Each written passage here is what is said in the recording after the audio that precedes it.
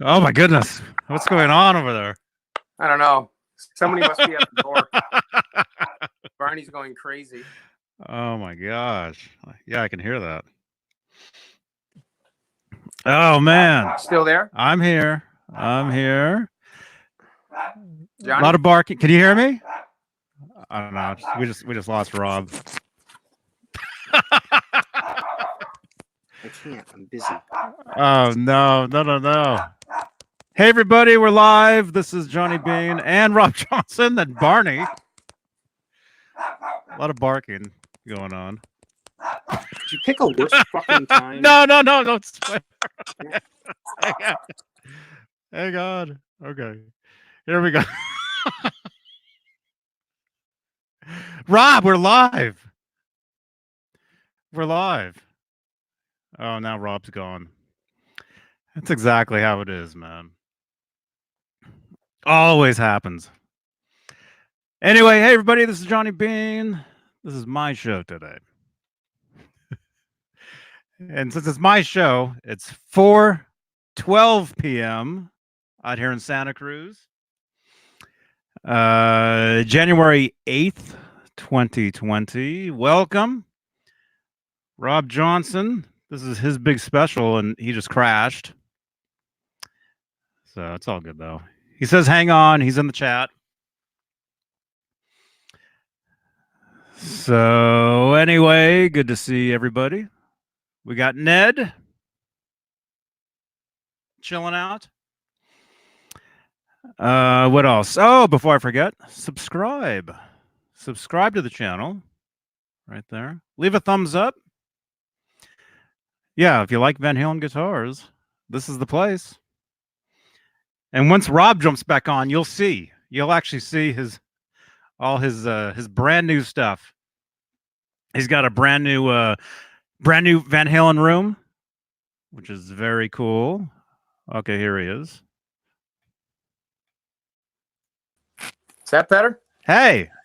Hey. No, hey, man. Called me. My boss called me, and I'm like, really? Okay. I forgot to put my phone on Do Not Disturb. Yeah. Wow, we're live. Rob Johnson, good to see you, dude.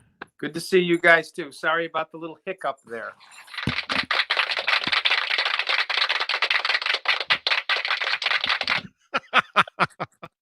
How are you, Johnny? I'm good, man. Good. I'm good. How are you doing? What's the latest? What's the latest over there? Well, it's been a crazy month. I really wanted to get on and do a couple of videos at my old place before I left, but unfortunately I couldn't because everything just kind of happened so fast with work and took on a new job, which is going great, and then I had to be out of my old place. I had 30 days to get out, so packing was a little bit nuts and finding a new place, but I ended up finding the place that I really wanted, and yeah, it worked out great. So basically all through Christmas and New Year's, I was moving. So I did have a holiday, with my mom and dad and my aunt and uncle and the kids. So, I mean, that was nice. But basically, I closed on my new condo here on the 20th. And then I had to be out on the, let's see, I think it was, the 31st. But technically, I was out on like the 28th. So I pretty much moved all, through the holidays. And pretty much got all set up. So, of course, the priority number one was getting the guitar room set up. Oh, wait, that place didn't come like that? Yeah, it came it was just like this. I didn't have to bring any guitars. They were all hanging here. So, I mean, that's why you moved in, because it looked just like your favorite room. Right? You know, it's kind of funny. It reminds me of a smaller version of Scott Smith's room. Because I've been to Scott's place, and it's amazing. It's certainly it's a lot smaller, but it's probably 2 or 3 times the size of my old place.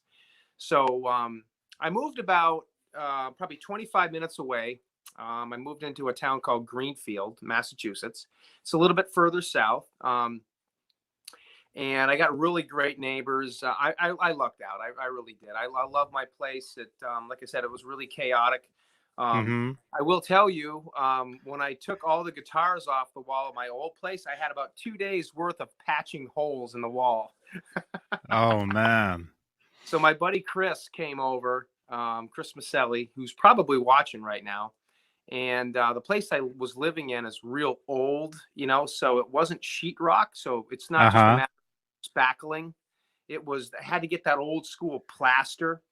Oh, and it was a mess because when I took the 2x4s off, they literally just pulled all the plaster off, and it was a mess. It was awful. Oh man. So it took about probably 2 days to repair everything, but I got out in time, and yeah, it all worked out great. So came down here, and I'm like, all right, I have a vision on what I want to do. I want to have like 3 tiers of guitars on one wall, and then 2 tiers, and then I have a couple over on the side. And I threw away a bunch of pictures and all the, you know, the fanboy garbage crap, and I only hung up some decent, you know, framed photographs. But my goal was to get all the guitars on the wall. With an exception of I have a rack on the floor with my Les Paul, my Strat, my Telly, and my acoustic, and my blue Kramer that Craig did. But everything else is on the wall, and that was the goal. So in a few minutes when we go around, I'll actually take you guys on a tour and I'll show you everything. But it came out exactly how I wanted it to, and I was really, really, really happy. So that was cool. That was definitely cool. That's awesome. But that's been my life for the last 3 weeks, and I do apologize, guys. I wanted to do one more video at my old place, like a goodbye video, but I just ran out of time. I couldn't do it. There was just too much going on with the holidays. So, but I'm back, ready to roll. So yeah. Awesome. And John Biel's here. John Biel, what's going on? John Biel, good to see you, man. Jeff Rippinger says, turn Rob's mic up, please. Well, the problem with that, Jeff, is I'm actually doing this on my phone so I can give you guys a tour. So unfortunately, I couldn't mic up my phone the way I wanted to.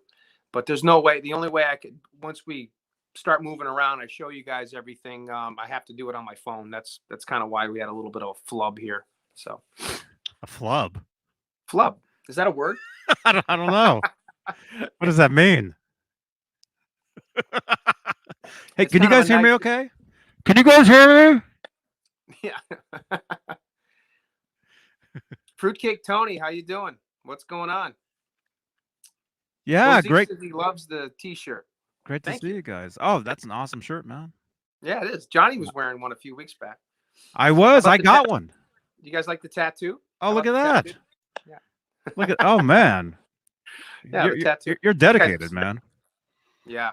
And that's not a shirt. That's an actual tattoo on his chest. Yeah, this is a tattoo. The whole thing.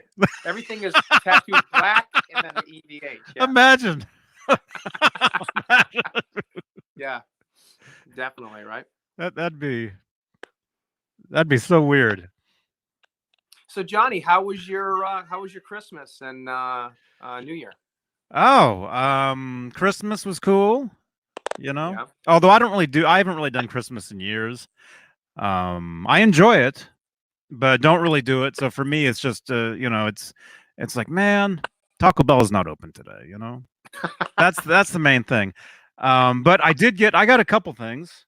I just got this today in the mail. Michael Smith got me a subscription to Guitar Player magazine. Oh, nice. So thank you, Michael Smith. Thank you so much.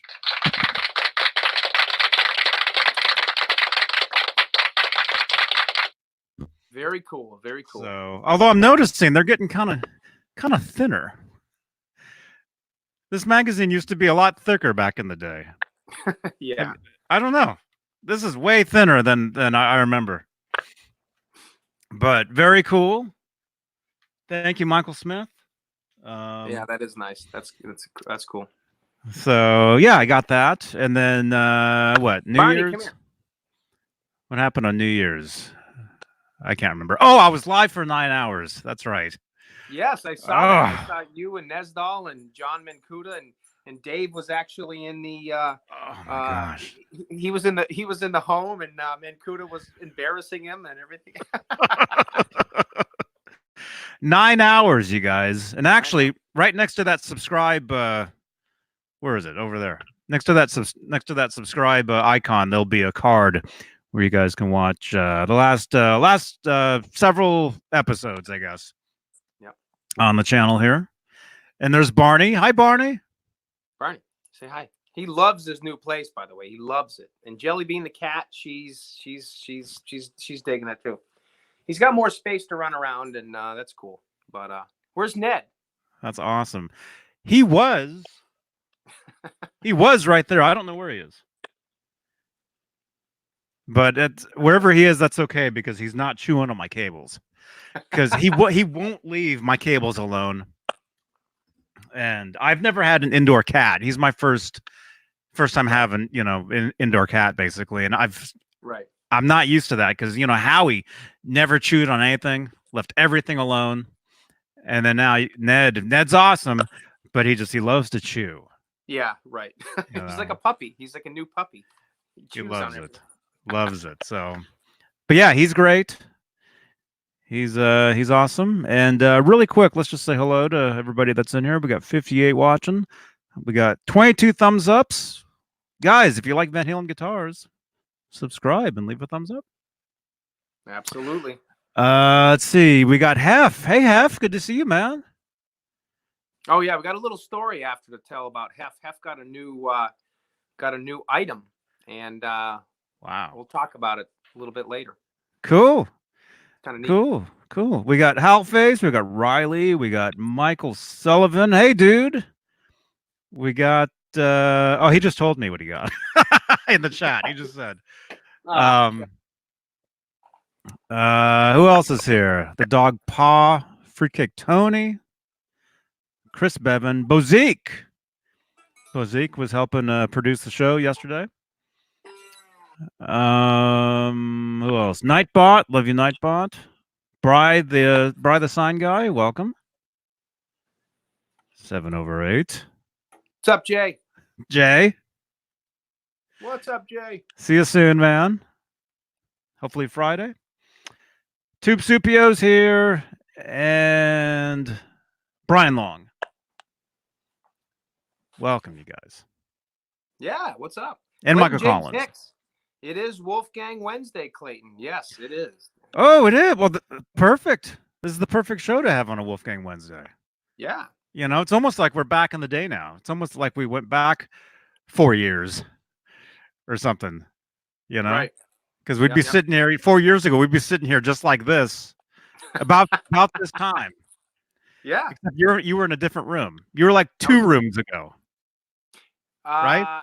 Well, no. I mean, I've actually the first video I ever did with you was in my last place, but I was doing them downstairs on my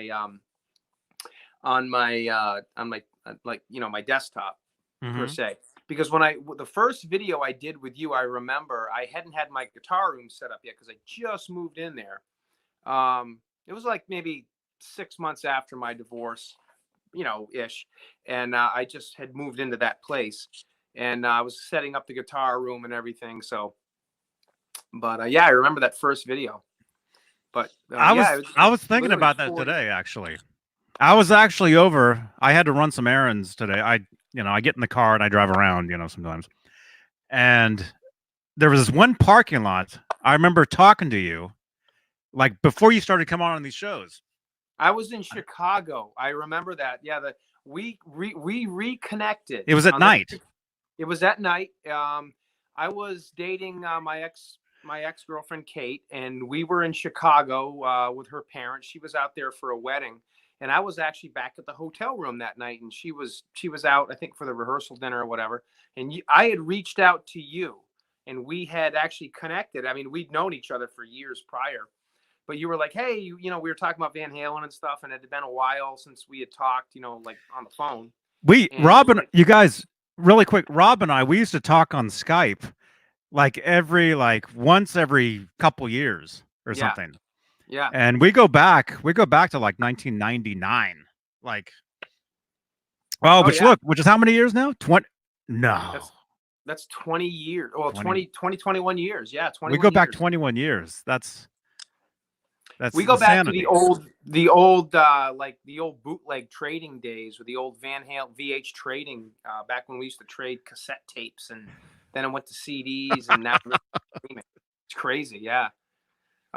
Tapes, But, man. but yeah, I had reached out to Johnny, and he was like, "Hey," he's like, you know Dave Nesdahl. Yeah, I know. You got a T-shirt with a tape on it, with a cassette tape. I know that. Yeah, I used to wear those. Yeah. Remember the tape would all come out. You have to take a pencil and put it in. You have to turn it to get the tape to go back in. Mm-hmm. But yeah, I called Johnny from the hotel room in Chicago that night, and I was like, "Hey," he's like, we're just talking about Eddie and stuff like that, and that would have been 2015. And Johnny was like, "Hey, Dave Nesdahl?" And I'm like, "Yeah, I've seen his guitars." I hadn't quite started talking to Dave yet. Or maybe I had. I can't. Yeah, no, I don't think I did. I knew of Dave Nesdahl, and he knew of me because we both knew of each other's, guitar collections and stuff. And he was like, "Hey, you got to come on our show. We do this live show, and we talk about guitars and Van Halen." I'm like, "Yeah, I'd love to." And that's kind of how it all started. So for, I don't know, like a year and a half, it was Johnny, Dave, and me. And then everybody gets busy and whatever, and then Jay jumped in, and it was really cool. So that's kind of how it all started. But yeah, I remember that night. Mm-hmm. Yeah, I was thinking about that today. I was sitting there probably in the same spot, different car, and I was thinking, man, I remember talking to Rob Johnson on the phone and telling him about these shows that we do, and Yeah, then we were doing these like 3 days a week. yeah, we were doing like Mondays, all the time, Wednesdays, Fridays. Yeah, all the time. Yeah. And I think over the course of the last 4 years, I don't know how many relationships I've been in, but I think probably every one of my girlfriends that I've had has been on the show. They've all been on here. Yeah. They've all been on at least once, I think. So, but oh well. Oh, memories. Good memory. They were all good. No, seriously, they were all good memories, and I have nothing bad to say about any of that. It was all a good time, and actually, I miss a lot of those times actually. But anyways, new place, new new job, new career, new beginning. I mean, quite frankly, it's hard to believe. I was actually thinking about this the other day. I spent 4 years in that apartment. 4 years. Hard to believe. 2015. I mean, it really wasn't that long ago. It was only 4 or 5 years ago, and it was a great place. But essentially, the reason I actually had to move, just so everybody knows, is I was going to be moving up to New Hampshire. I had taken a job up there, and it turned out that about 4 days before I was actually going to move to New Hampshire, I got offered this position I have now. And I kind of went back and forth and, looking at the monetary issues and, whatever. But I ended up taking this position, which was closer to home per se. But then my landlord, who I was living with at that place, my last place for the last 4 years, decided he didn't want to be a landlord anymore. And he was selling the apartment. It was actually a duplex is what it was. And he asked me if I wanted to buy it. He really wanted me to buy it. And, I don't know. I thought about it. It seemed like a good idea, live in one side, rent the other, and that pays for yours. And over the course of a number of years, you get a place paid off. But I don't know. I kind of really didn't want to be a landlord because there's so many horror stories. If you get a deadbeat tenant in there, then getting them out in the state of Massachusetts is like, pulling teeth. And I don't know. It just was one of those things. I was like, I really didn't want to get into that situation because I have so many other things going on. So I didn't anticipate the place getting sold as fast as it did. Because, basically he listed it beginning of November. So I figured I could ride it out a few months. I didn't think it was going to go that quick. And also, depending on who bought it, maybe they would want to rent it. So there was a whole bunch of questions up in the air. So what ended up happening was 3 weeks after he listed it, he had a buyer, and the buyer basically wanted to live in one side and my side. Then he wanted to have his in-laws live in the other side. So it turned out that, I had to get out. I mean, I could have wrote it out longer, but I'm not a jerk like that. I'm not going to push that. I had a great relationship with him. He was an amazing landlord. He was a good guy, good friend. So he basically gave me like, 50 days to get out. So it worked out great. And I was lucky to find this place. And in hindsight, I look back and I'm like, it was definitely time for a change. That was a great 4 years, but it was time for a new start. And this worked out great. And, yeah, so that was pretty cool. That's awesome. Yeah. And honestly, the guitar room, this is only one part of my place. I mean, the actual living area upstairs is great. I love it. It's a little bit more central. So, there's nice restaurants and stuff around, although there's not an In-N-Out burger like California, which there was. But, somebody was just telling me that they were at In-N-Out. I missed that place. Who was that? I was live on my second channel a little bit ago, and somebody was saying that they were at an In-N-Out in up north, up where I used to live. Actually, just down the street from where I used to live. In-N-Out burgers. Yeah, good stuff. Let's see. Who just? Michael Collins says, so no New Hampshire, Rob. No, actually, that was the thing. I was all set to move up to New Hampshire for this position. Mm-hmm. And it's so funny how things work. I swear everything happens for a reason. I really do. And it was funny because literally 4 days before I was supposed to start in this new position, I actually had I had an apartment all set up in Peterborough, New Hampshire. I was going to be moving up there, and literally 4 days before I was supposed to start that job, which was on a Monday, it was November 11th. I got a call from the superintendent of the facility that I'm working at now, and he had seen my resume, and he was looking for essentially like a school resource officer, which is what I do. It's like I don't know if a lot of you guys probably know what that is, but it's a police officer that works in a school to protect the kids. In today's world, there's so much nasty stuff that goes on, as you know, so schools, high schools have been, a big target over the last 20 years. So as times changed, this position became available, and I was like, I'm already a police officer, so that part kind of, fit and things like that. And I went up and interviewed for it, and literally, like I said, 4 days before I started that job, this one came available, and I took it. And I really liked the job, and it allowed me to stay a little bit closer. So yeah, no New Hampshire that didn't go through. And now I'm glad it did, because everything seemed to work out really well, with all this, and I like the job. And the ironic thing is the school that I'm working at, as interesting as it is the same high school that I graduated from back in 1992. Isn't that weird? Oh, does it look different? Yeah, it's different. Probably, I mean, they did a lot of a lot of construction to it, but there's Wi-Fi now. Yeah, right. Basically, everybody that was there, other than a couple of people like teachers when I went to school, they are gone. They've all retired. There's a couple that are still there that were there when I was there, but yeah, it's very similar in a lot of ways, but it's different in a lot of ways. But it's definitely interesting. Yeah. So. But like, yeah, that's pretty much what happened. Oh man.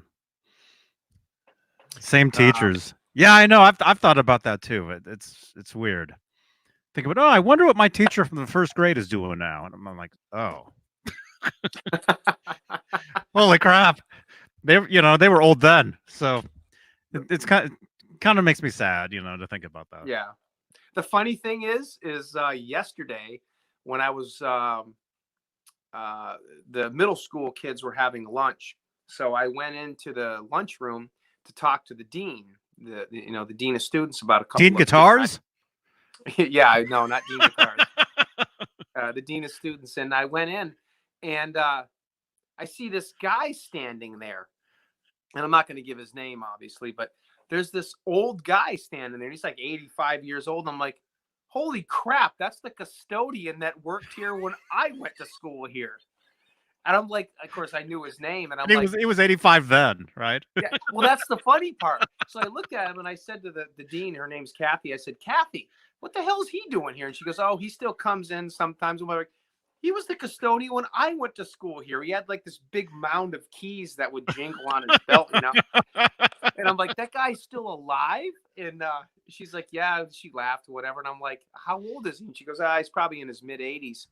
And I'm like, I thought he was 80 when I went to school. That's the ironic part. It's so funny. But Jimmy, what's going on? How you doing? Wow. Dwight Bailey, Janice, Joe Hervey, Dave Man, Jimmy. Hey, Jimmy. Wow. Fruitcake Tony says, Rob, if you pulled me over for speeding and then realized it was Fruitcake Tony, would you let me go? Yeah. I mean, if you had, you know, I don't know. If you, you know, if you had something nice to like, you know, offer me or whatever, you know, some money or something. No, I'm joking. Of course, I would let you go, Fruitcake Tony.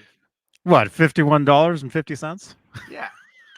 Or if he sent me a fruitcake. I mean, you know, fruitcakes are always nice. So. Mm-hmm.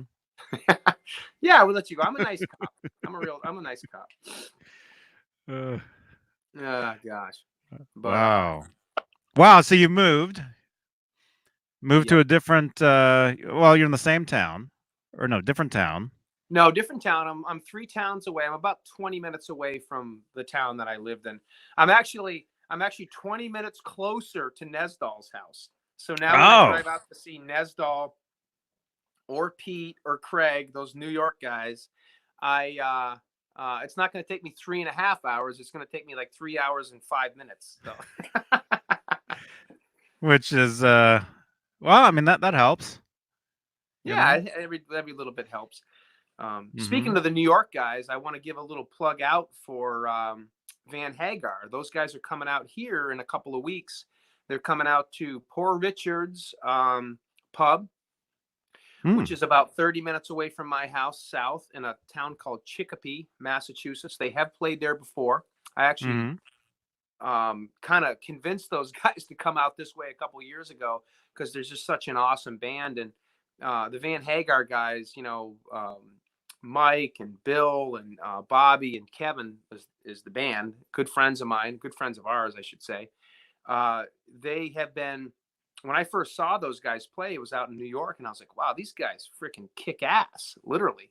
And they have I've seen some of their streams. They do Facebook Lives when they're on, and I've watched a couple of them.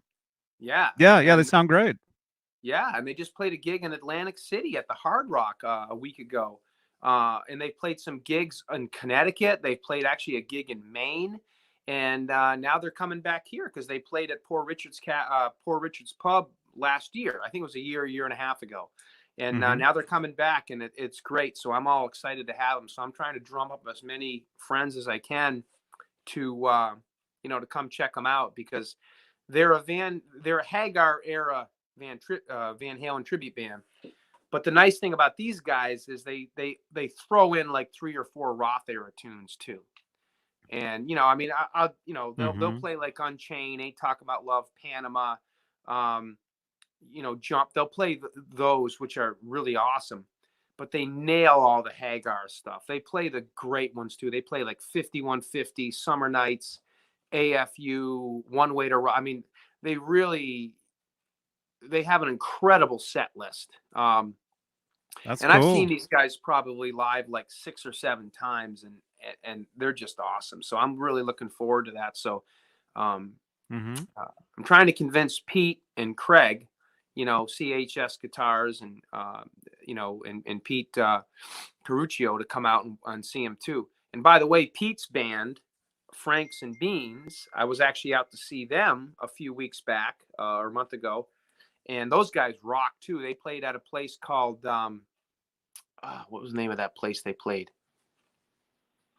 Oh, I can't remember the name of the pub, but somewhere. I helped them set up. And I'm sure it's on their Facebook. I'm sure if you guys check out their Facebook page, I'm sure there's probably a video there. I'm sure they live streamed it. Yeah. Yeah, and if you get on my Instagram and my I think my Instagram mostly, you'll see some pictures of all of us there. Craig was there too, and yeah, those guys kicked butt too. They were great. And Pete's band, just to Cool. give him a little plug, they play like a lot of they'll play a little Van Halen, they'll play some Alice in Chains, they'll play some Foo Fighters, they'll play Stone Temple Pilots, a little Pearl Jam. They do they're kind of like a '90s era tribute band, you know. And they were really good too. They did an awesome job. That's awesome. Yeah. Hey, Tom. Huh? Yeah. Nesdal is back at home today. Yeah. Welcome home, Dave. I just talked to him about an hour ago. Did you talk to him today, Johnny? No. Yeah, he was telling us yesterday that he's been in the hospital for like what, 2 months? Yeah. Or something? I think he said he went in December 6th or 7th, I think is when he said he actually went in.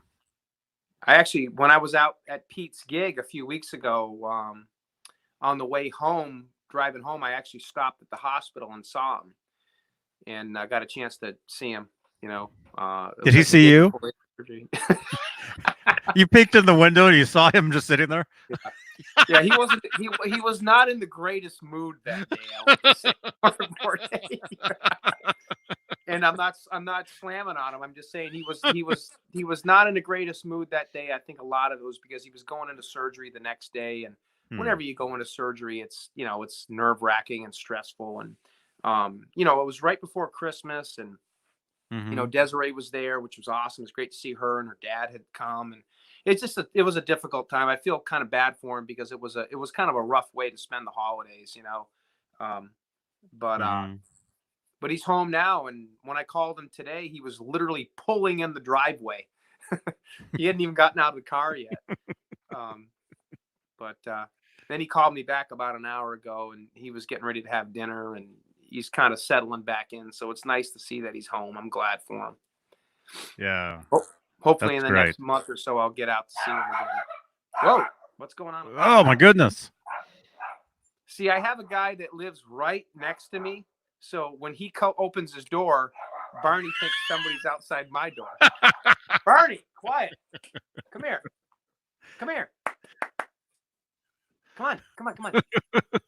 He's coming down the stairs. Relax. Come here. Who's up there? Nobody. That's just Ted. Oh. Got my phone. Oh. There we go. Oh, my head. So the guy that I know. So the guy that lives next to me, his name's Ted Johnson. Same last name. Yeah, no relation. So whenever Ted opens his door, Barney goes nuts. His name is Barney. It's Robin Ted. Yeah, Robin Ted. Well, he's like 30 years older than me, so there's no relation. Does he like Van Halen guitars? Well, okay. So here's a funny story. So the day that I closed on my house was December 20th, or my condo. I closed on December 20th, right? Mm-hmm. So, between the 20th and the 26th, I was moving like just little things and, whatever. And then on the 26th was the actual big moving day because I had so much stuff. I tell you guys, I literally have no idea. Johnson & Johnson. Rob and Ted go to the White Castle. Yeah, I know. Janice, believe it or not, I can't crank my amp, but it's pretty quiet for the most part. So on the 26th was the day that I actually moved all the big stuff, the furniture and all that stuff. And I stay in shape. I work out every day and try to do all that stuff. But I've seen you. Yeah. I saw you last year, man. Yeah, man. So you guys looking at Rob from the front, you can't tell, but when from the side, you can totally see Rob is like all like muscled out and stuff. Well, for a little guy, I am. But you guys really, if you really want to see something big, hang on. Oh no. Anyways, Oh, so anyways, on the 26th was the day we moved all the big stuff, right? So I did not want the moving guys. I had 2 moving guys because I had my firearm safe and all that stuff and furniture and all that. Oh my gosh, that thing's heavy, huh?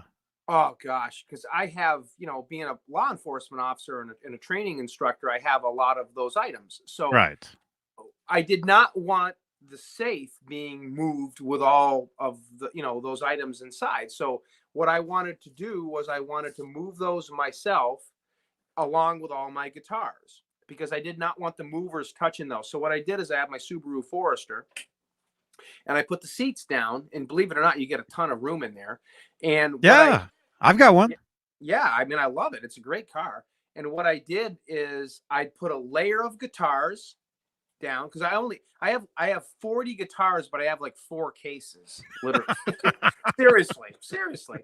So I put a layer of guitars, a blanket, a layer of guitars, a blanket, and I went up and I got all 40 guitars all the way stacked up to the ceiling because I probably had like each layer had like, I don't know, 4 or 5 guitars.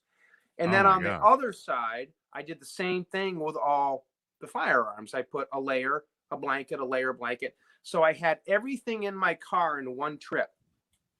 So picture this, guys. This is the funniest thing. So I get down to this spot. I get to my place here. Now it's a complex. It's a condo complex. So I get down here and it's the moving day and I beat the movers by about an hour. Oh, what did they do? Huh? Oh, you beat them to the place. Oh, that's what I beat them to the place by an hour because I wanted all those items inside first before, they moved all that stuff in. Mm-hmm. So Ted, the guy that's right next to me, and all the other neighbors, I mean, it's like a big deal when someone's moving in because all these people are older, So a few of them are. So it's like a big deal when someone's moving in, whatever. They're like, who the hell's this?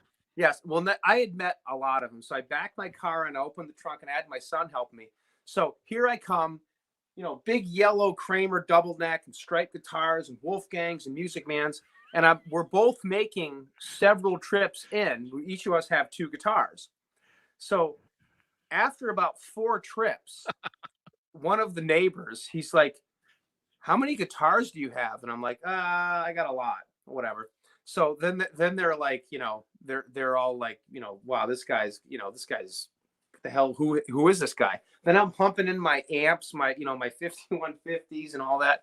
And like mouths are like hanging open. It's so funny. And because we made like numerous trips with guitars. So the guitars get done, right?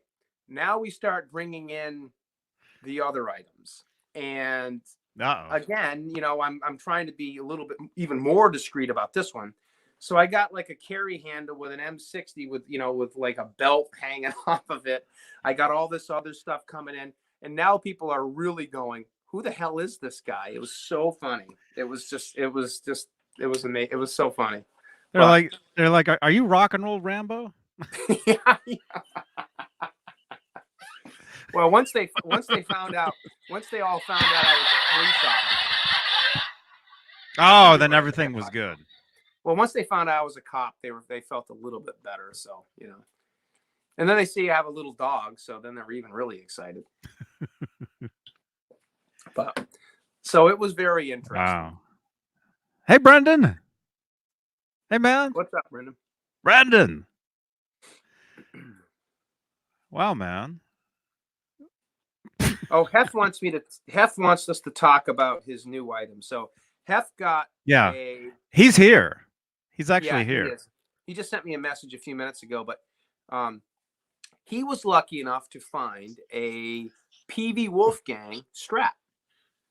And I guess he got his in brown, which is kind of cool. And he messaged me last night and he's like, how do I, what do I have to do to get the dog clip on it? And, I kind of gave him a little bit of information on what I did with mine. And, you get the little screw, the set screw and stuff like that. So he was able to get that. So we went and got that all squared away today. But yeah, so Hef was able to get a Pv Wolfgang Strap. Those are not easy to find. And I'm not going to tell you what he paid for it because, whatever, it's not my business. But what I will say is he got a really good deal for it, considering what those things go for. Wow. So good job, Jeremy. Nice job. That's cool. And yeah, he is here. He's actually here in the green room. Yeah. He wants to come on. I mean, he will at some point. Yeah. So would you like me to do a little walkthrough of the Yeah. of the Yeah, we got 76 people here. All right. We got 76 crazy 5150s here tonight. We got 12,000 5150s. Oh, hey Johnny, look at this. This is my keyboard. Oh, wait a minute. Oh. Wait a minute. Hold on.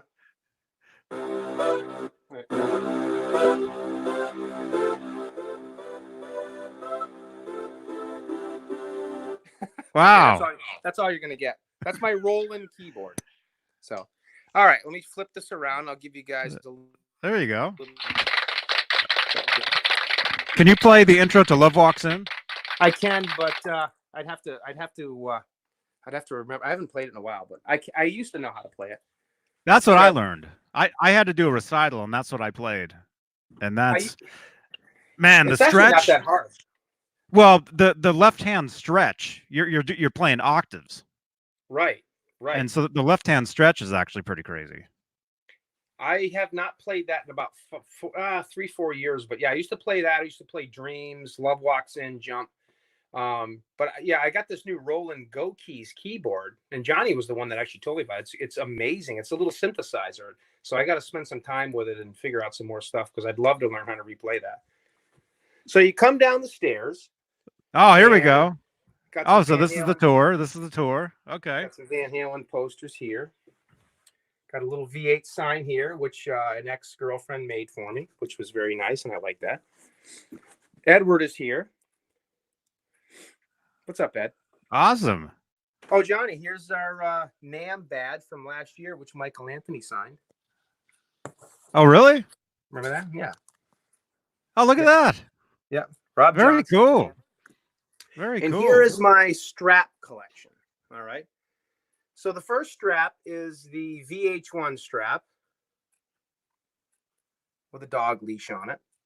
The second strap is the gunner's belt, which is really hard to find. I'm thanking Nick Amendolara for that one. This is really cool. It's the Ibanez Shark Destroyer one. She also had on the I think the Megazone, right? The Megazone. I think he's had that on all the guitars back then.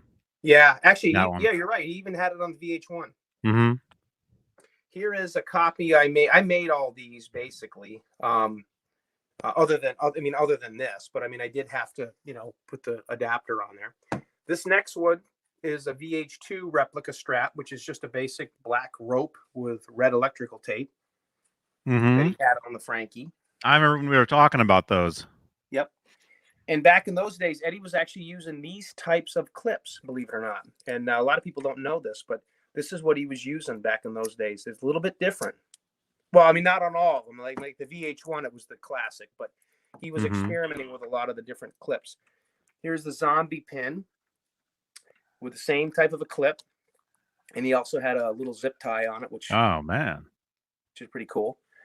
And this is a dog collar leash, basically, with black electrical tape. That's all that is. This is the strap. It's basically a banjo strap. A lot of people don't realize this, but this is what he had on the 5150, it was basically he used a banjo strap on his 5150 guitar. That's all it was. It was just a banjo strap. That's cool. Yeah. Oh no! Who's here, Barney? Ted must be coming home again. And this strap. Rob and Ted McKenzie. Yeah. Okay, so Hef, if you're Barney, shut up. Hef, if you're watching this is what I did on my Music Man strap. I put a little washer and nut on here because you have to do that on the Music Man straps. So this is the Ernie Ball Music Man strap.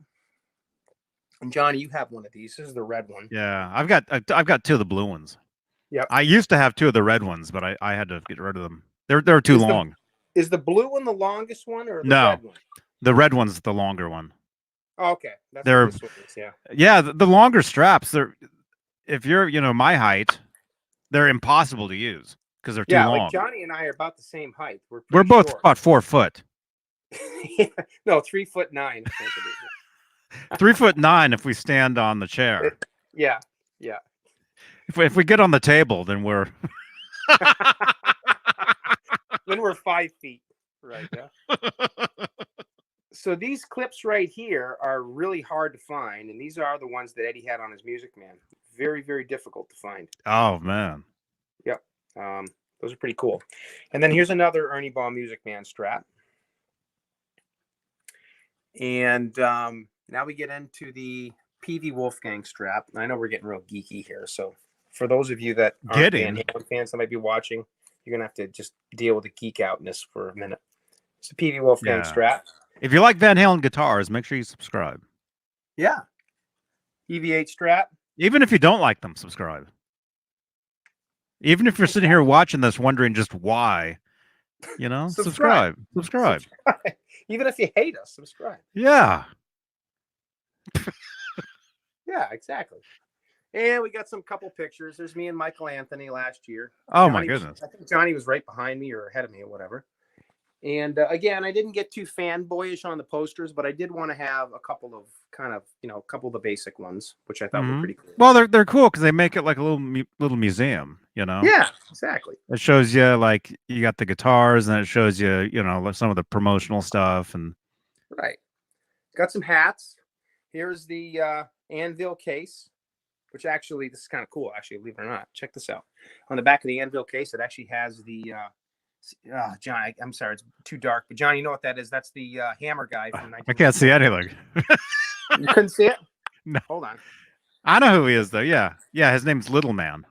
Yeah, Little Man. He's like the logo for Western Exterminator from like 1928 or something. Yeah, but if you go to California, he is all over the place. It's so cool. Yeah, I see him every day. I see him on the side of the trucks all the time. Here's Nesdal's mailbox. It is. Nesdal gave me that. Here's all the Van Halen magazines, young guitar players, and you name it. A lot of other, you know, cool stuff that, you know, stuff that I've acquired. Some of the DVDs and CDs, striped shoes. Oh my god, look at that. Keyboard. I haven't even got to the good stuff yet, guys. And here's the only guitars that are on the floor. That's my Chipson. My Strat. My Fender Telecaster, which is also a Chinese one. Kramer Farrington. And thank you to Craig Stofko, CHS Guitars, for my amazing blue Kramer that he redid. Look at that. Van Halen picks. Oh, no way. Yeah, we got some V8 stuff here. Here's a one from the Balance Tour. Here's a Little Man again. There he is. And now we'll get into the guitar stuff. So I'll try to make this not so boring. Here is the What's that dress doing on the wall? This one? Whose skirt is that? That's so nobody can see in the bulkhead. So here's where I really went to town. This is where I really tried to make it as cool as I could. So here's the striped 5150 Les Paul with a Steinberger bridge. Oh man. This guitar you guys might recognize. This is the only guitar that I have that is actually not a player. It's set up, but it's not wired or anything. This is that weird kind of a Kramer Fernandez guitar that Eddie had. Not Fernandez. It had a Fernandez sustainer in it, but that's not a real sustainer. It's just, you know, a pickup that I kind of cobbed up to make it look like that. It's a cartoon. This is not a player, but I had these parts lying around, so I figured I would do something with them. That headstock is so small. Look at that. Yeah, it's tiny. Oh my god. But if you look at the Young Guitar magazines, you will see this guitar Eddie had. And I think he still has it, actually. Mm-hmm. And here is the yellow Kramer double neck. Look at that, man. Which is a really, it's really cool. Your neighbors flipped out when they saw that one, huh? Yeah. And it's all set up. Really cool guitar. I love that guitar. It's a Secrets guitar. Here is the Steinberger Trans-Trem GL2T. Recently set up by Jeff Babbitt's. The Mini Les Paul. Little guitars. And the little Hot for Teacher Strat. With the red logo. Oh, look at that. Little Marshall. So these are the ones that are on this side here. I was able to kind of get those. And then we get into the Music Mans. So we got the Ernie Ball Music Mans, the amber and the green, the drill. That's the 5150 drill, and it does work. What song? What song was that used on? What was it? Pound Cake, of course. But here is the striped Music Man that Hubbard did for me, which really came out pretty cool. Actually, I did the neck, and that's a Chris Locke neck, believe it or not. And that's a body. It's a Music Man body. Well, it's actually a Sterling, but Chris moved the toggle switch up here and routed and did everything, so it came out great. Then we get into the Pv Wolfgangs. This is the Balance era prototype that I did last year. Mm-hmm. I remember your story. I remember the story about that one. How you found that one. Yep, at Nesdall's area. I painted the scoop red like Eddie's was. The only difference between this one and Eddie's is Eddie's was a quilt top. This is a flame, but it's a beautiful guitar. But I was able to find the right Pv Wolfgang stickers, and I dipped the eye bolts in the black plastic dip like Eddie was doing back in those days. Here is the purple Pv Wolfgang standard. Got some of the little gadgets on it that he had back then. Man, Really cool guitar. That guitar looks great. Yeah, it is. It's a great guitar. That's a grape-looking guitar, man. That is a great-looking guitar. That joke is about 4 years old. Yeah, I know. We always say that when we see that. Here is the 5150. Excuse me. The 5150 Pv Wolfgang Special Deluxe. Has the 2004 garbage on it that Eddie had on it. I put an original Floyd Rose on it. Look at that space tape. Wow, you can really see the space tape, man. That's cool. Yeah, this is the same stuff Eddie used, and Eddie also had a red D-tuna on his. Now, what I was trying to replicate was this guitar and this guitar. This is his standard, and this is the special. So I was trying to make a cross between the two of these when I did this, and that is a real Fernandez Sustainer single coil, which I was able to upgrade to. It's a really cool guitar. You guys have seen that before. And the Stealth, which is, got the chrome hardware and the black electrical tape like Eddie had here to keep from the string actually, getting caught on the pickup. Kill switch. Oh, one other thing I forgot to show you. This is the picture at Scott Smith's place back in September when Hubs and I went out. I got to play Scott's. That's Scott Smith's place. That was his Music Man double neck. Amazing guitar. Mm-hmm. That's very cool. This is Scott, myself, and Adam Reaver at EVH Con a couple years ago. Really cool. We had our Music Mans and stuff. This is the Tour Relic. But you guys have seen all these, but it's got all the checking and everything in it, and really, really cool guitar. And we'll start back over here. The Ibanez Shark Destroyer, the VH1, the Bumblebee, which this is an EVH guitar, believe it or not. I think you guys know, but I put a different bridge on it, and I kind of relicked it, kind of like the one that they were making, but the best I could.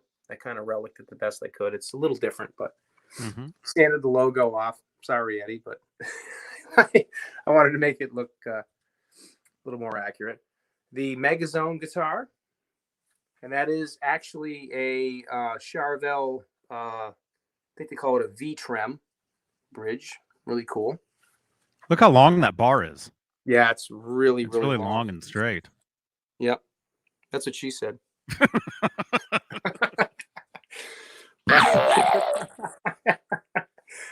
My Franken Strat, which Nick Amendolara did, which right after he saw the real one, which was pretty cool. That one came out pretty neat. Got the crown heads on it. And the Star, which I went with a Women and Children First Invasion tour type. Actually 79, early 1980 before he painted. I wanted to go with that era. Mm-hmm. Circles guitar, that belonged to Nesdall. when I ended up getting that one from Dave. The Rasta. The Rude, Weird Shapes. The Kramer Ad Frankie, which Hubbard redid when he was up to visit me back in September. And this is one that you guys have seen all these, but this is the Hardrock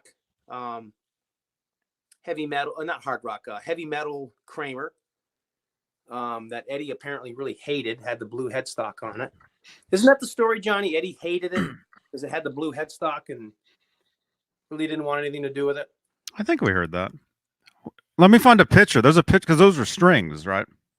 Yeah. The heavy metal set of strings, right? So this is basically that wall. There is actually 23 guitars on this wall, believe it or not. I think it is. And then we come over to the, I got the TV here. Come over to the Kramer wall. Here is the Neptune guitar, which Johnny and Caleb from Nerd Halen and I were hanging out with last year at the Hardrock Cafe in LA. Really, really cool guitar. Not this particular one, but the real one. Man, that looks like the real one. Yeah, Hubbard did a great job on this one. He really did. He crushed it. Did a really nice job on the relicking and the checking. And yeah, I mean, Johnny and I have seen this one up close, and I was pretty happy with how he nailed this one. 5150, which is my baby, my prize guitar.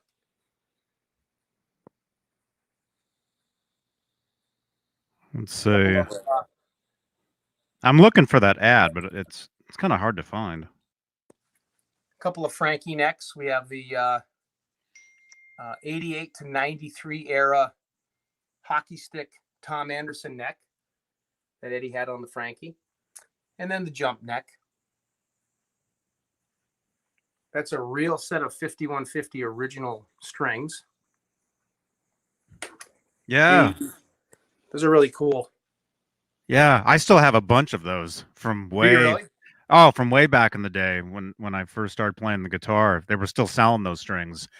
And there's two different ones. That two different Right. companies put them out. Kramer put them out, and then Ernie Ball put them out. I So think these ones are the Ernie Ball ones. you can find two different packages that say, yeah, those say Ernie Ball, and then there's other ones that say Kramer on them. Right. But the front looks the same. Right. And then they did away with the stripes, and they had 5150, but they were like a black pack. Yeah, Ernie Ball. Yep. Ernie Ball put those out, and then there were PV strings too. Pv Wolfgang ones. There you go. Yeah, I never actually bought any of those. I think I saw them in a store like one time. Yeah. 9/11/16. Yeah.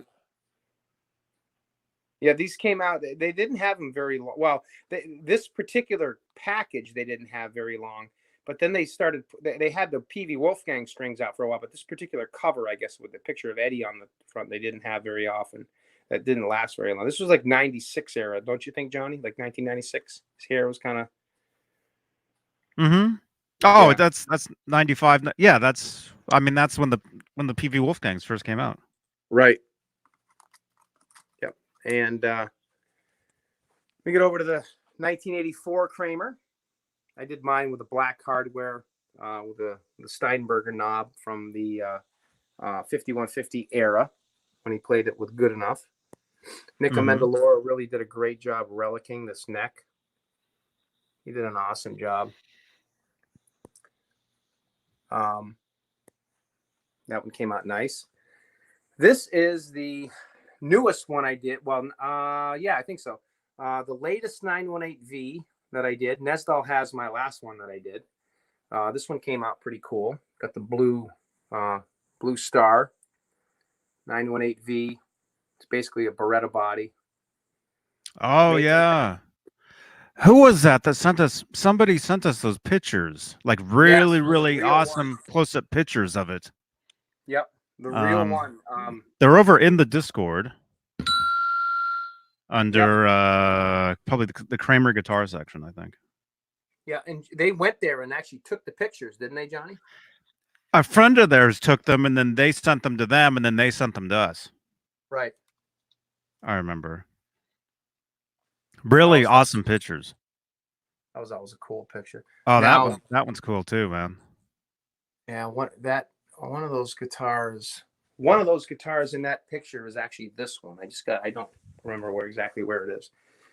And then this one was one that I did. This is that this one is actually just a Beretta style guitar. It's not a real 24 fret. I just put the inlays on there to make it look that way.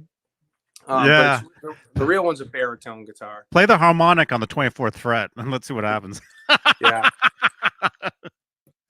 Right. I told you, take that guitar and to get set up and you'll drive the tech mad. Yeah, I know, right? Because he'll be measuring. He'll be measuring for the 24 fret. I did put some crown heads on it, like Eddie's. Eddie's does have crown heads. But that's a cool guitar. And that one's awesome. This goes out to the basement. That's why I got a lock on it. Oh my gosh. Who's in there? What's in there? What's in that room? Yeah. This is the wall hanger. This is the auction guitar wall hanger. I figured it would be good on the door. A couple of EV8 shirts. And we'll go back. Do you have a pair of the spanked underpants? Yeah. Do you remember those? Yeah, I do. The spanked on the Carnal Knowledge tour. They sold spanked panties. I was too young to buy them. Johnny, this is what is John Mancuda, the penis gentilitis guitar, I think. Oh my god. No, this is the Vetus guitar. That's what he called it that time. Yeah, that was really weird. Ugh. Cool guitar. That's a cool guitar. Look at those. Yeah, these are my sons. Actually, my friend Ken Kukowski, who hopefully is watching, gave me these back in like 1999 when my son Connor was born. Hey, Ken. Pretty neat. Oh, did he wear those? Did he actually wear those? He actually did. He wore those a couple of times. Now he's in a size 13. Now he's bigger than you. Oh, he's way bigger than me.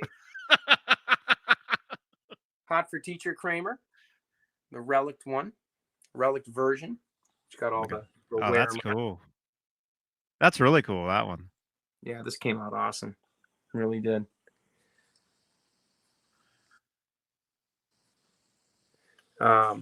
And this is basically what the nut on the real one looks like now, as far as we know. It's got some weird hardware on it. Man, has different screws. Yeah, it's got different screws, and down in the on the intonation screws, he's got 3 gold and a chrome Phillips head here. It's kind of neat. But yeah, this guitar is really neat. It's reliced up really, really, really good. Springs are backwards on it for whatever reason. That's cool. And hey, Hef, I got your message, man. Yeah, no worries, man. Next time. Hef says he can't make it. Oh, he's got to go? He's got to go. Well, he's here. He's sitting here. I see him. Well, I see his avatar. Oh, he can't get in. Okay. Yeah. Well, no, he said something. Here is the Hardrock 85 giveaway guitar that Eddie and Val gave away. This is the original 1984 neck with the 2 stars on it, which was on this guitar with chrome hardware back in the 1984 tour. And then Eddie actually took this neck off of it, popped it on this body, and then donated it to the Hard Rock Cafe, and basically said it was his number 2, which the body wasn't, but the neck was.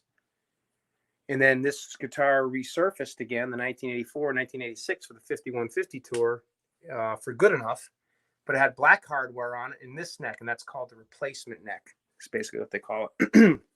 But really cool guitar. And this guitar is actually still somewhere, isn't it, John?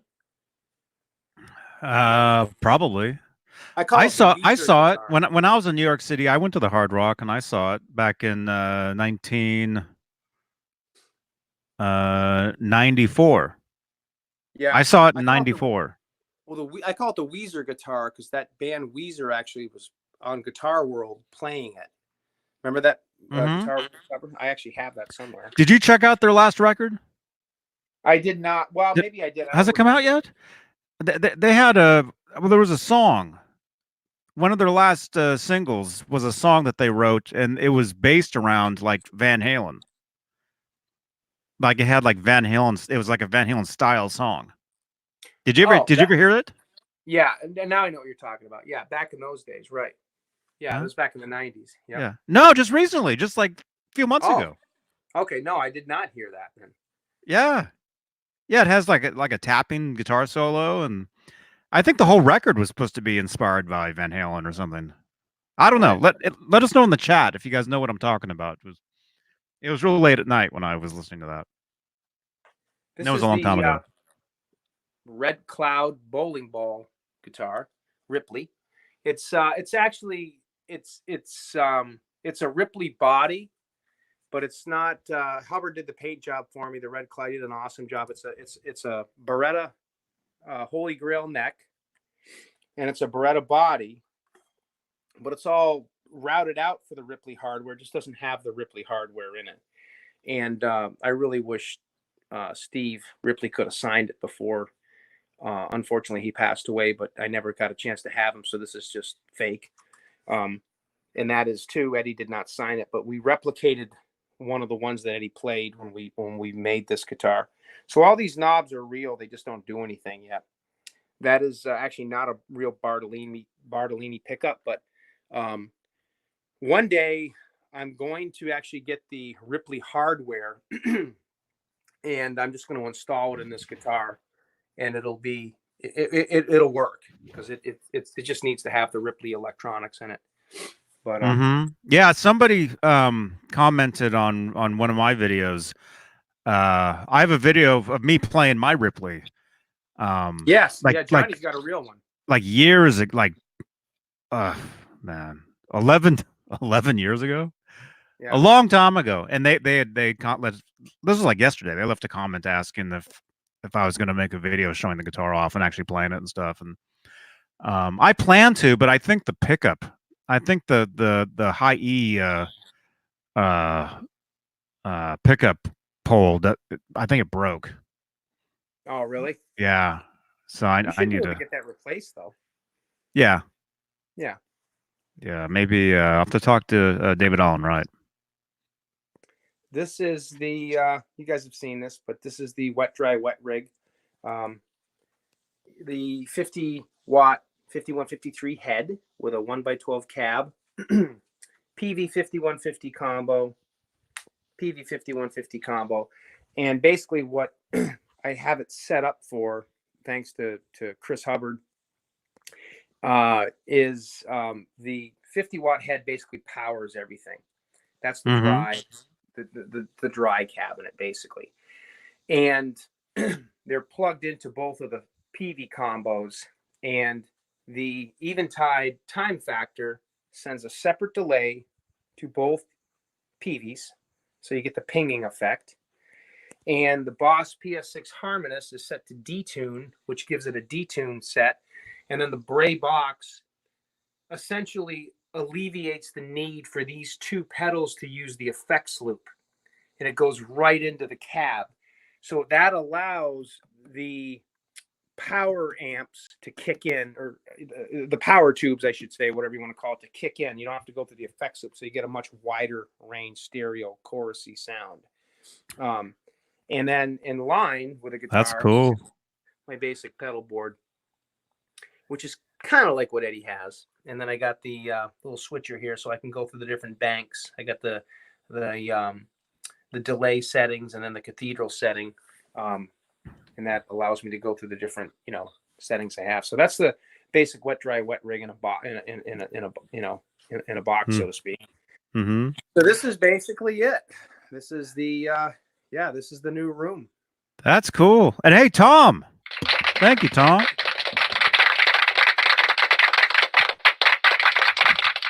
Tom is asking, what are the styles of music Like what other kind of what other bands? What else do you listen to?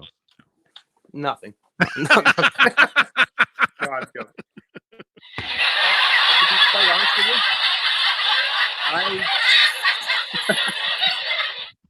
I like all kinds of music. I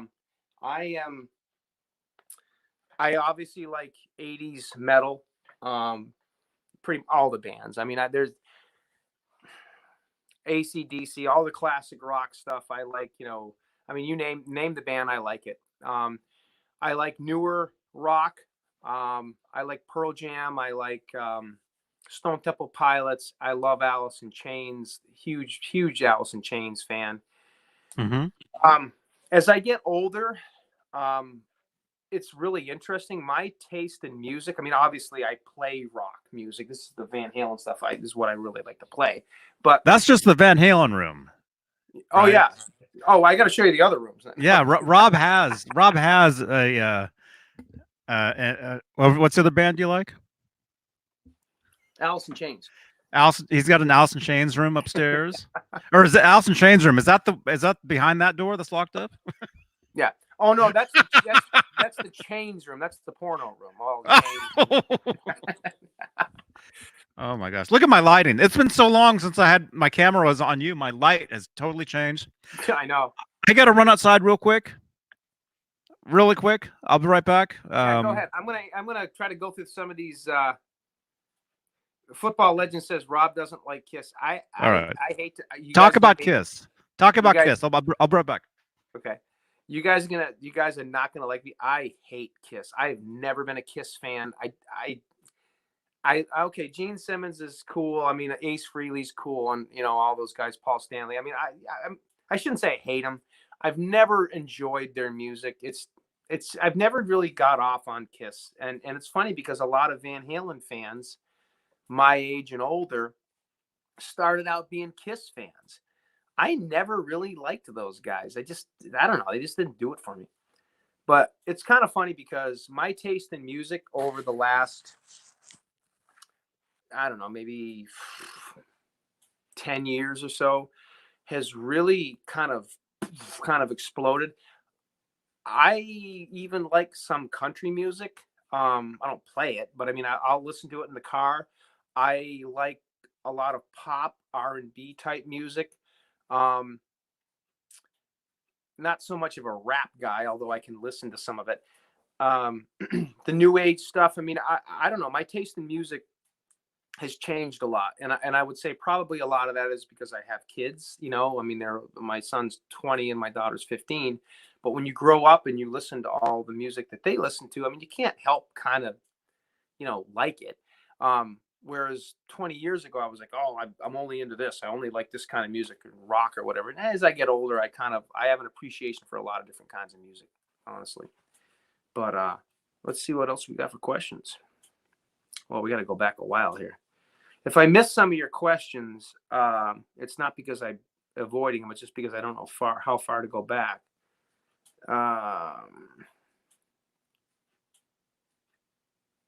Okay, I guess I'll start here. And if you guys have a really good question and it doesn't get answered, just ask it again. Relic, aka Beat the Piss. Yeah, I really try to make them exact when I do the Relic jobs. I do the best I can. Joe Harvey, Maple. Yeah. Well, I mean, if Eddie's was, mine will be. If it's Rosewood, mine will be. I try to make it as exact as I can. Let's see. Is the Ripley still in the Atlantic Hardrock? Which one? I don't know which one you're talking about. There's so many Van Halen guitars in Hardrock cafes. I can't even keep track of them anymore. The number 4 Black Wolfgang that Eddie played in the 2007 tour is actually in the Philadelphia Hardrock. I didn't even know that until Hubbard and I went out there back in September. We saw it. I'm like, whoa, that's where that thing is. I had no idea. You got any Lynch guitars? I do not yet, but there's a couple Lynch guitars I would like to get. The one Lynch guitar I want to get is the Tiger Stripe one that Nesdal got. I'm going to have Nick the kid Amanda Laura make me one. Nesdal's turned out so awesome. I'm just like, whoa, I gotta have one of those. So that's definitely going to be one I'm going to get in the future.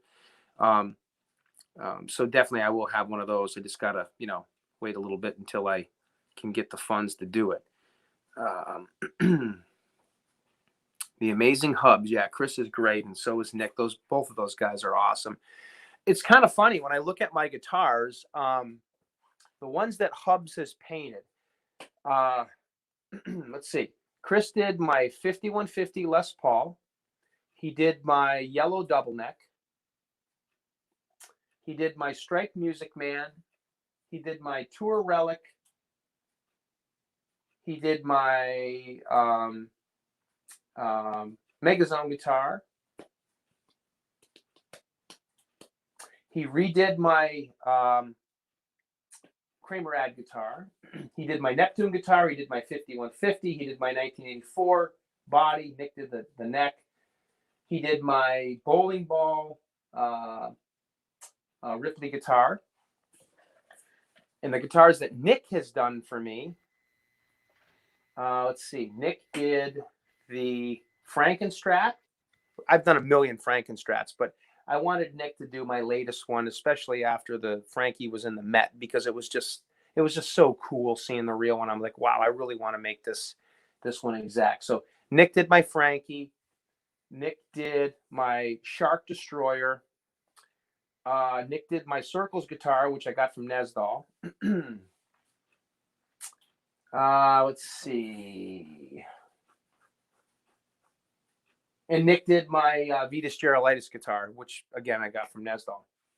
Now, the ones that I have done, and I've painted, it's kind of funny because I've been painting these things for 25 years, and guys like Nick and Chris learned from people like me and Scott Smith and Jerry Leica. But it's ironic because now they're blowing us out of the water, and we're, it's just amazing how these young guys come up through the years.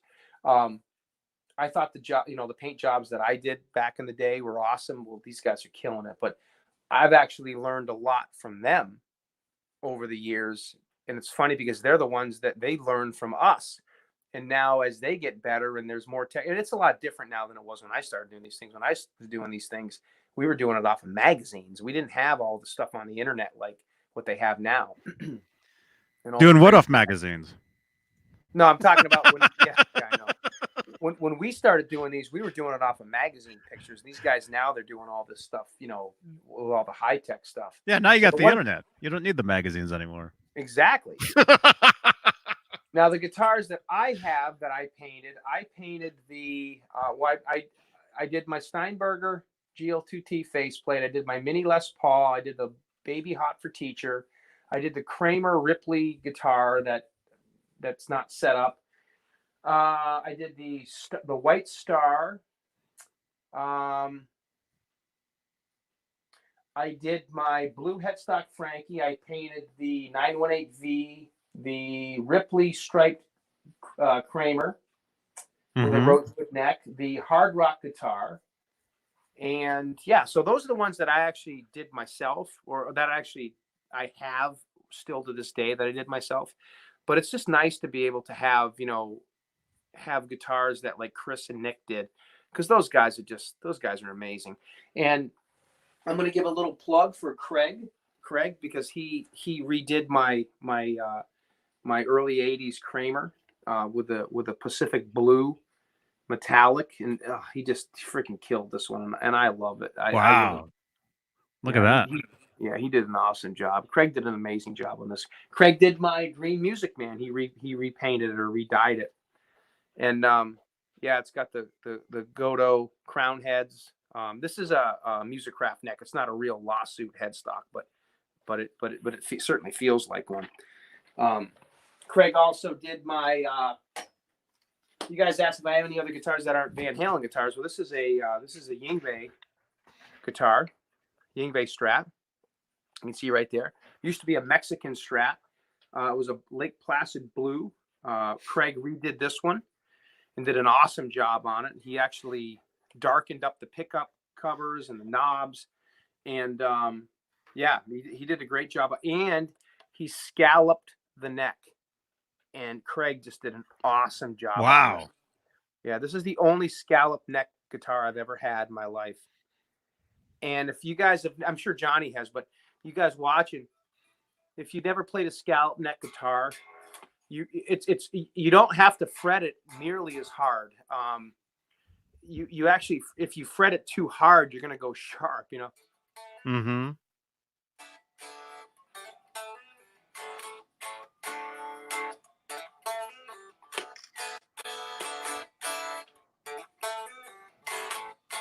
What is that song, Johnny? You recognize that? I heard it before. Yeah, me too. So this is the one that Craig did, and so I do have that one. That's not a Van Halen guitar. This is my Les Paul. It's a Chipson, but it is a great guitar. It really is. It plays amazing. Yeah, this is for a Chinese copy. It really is. It's a great guitar. It's basically just an Epiphone is what it is. And that's essentially the same as this one, my Telecaster, which is also a Chinese copy, but it's just a great guitar. It plays amazing. Thank you to Dave Nesdahl for sending me a real Telecaster pickup, which made this guitar even better than it was. Oh, that's cool. Yeah, really, it's really, really cool. I gotta say, the Chinese guitars, and I'm not slamming Fender or anything. I'm not slamming anybody. They're all great guitars. I'm just saying, if you're on a budget and you really want a guitar that actually looks the part and plays, you can get lucky with these. Some of these guitars you get unlucky and you get real junk, but they've really been kind of nailing it lately. I'm so happy with these.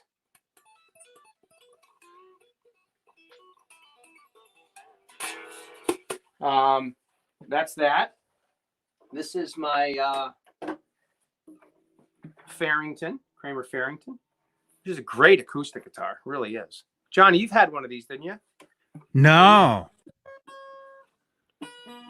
No. I always wanted one of those. Man, look at this. Ever since I shaved, look at this. Now the lighting is just like crazy.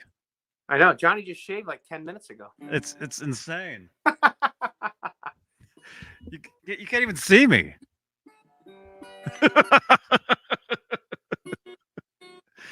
No, I never had one of those. I always wanted one.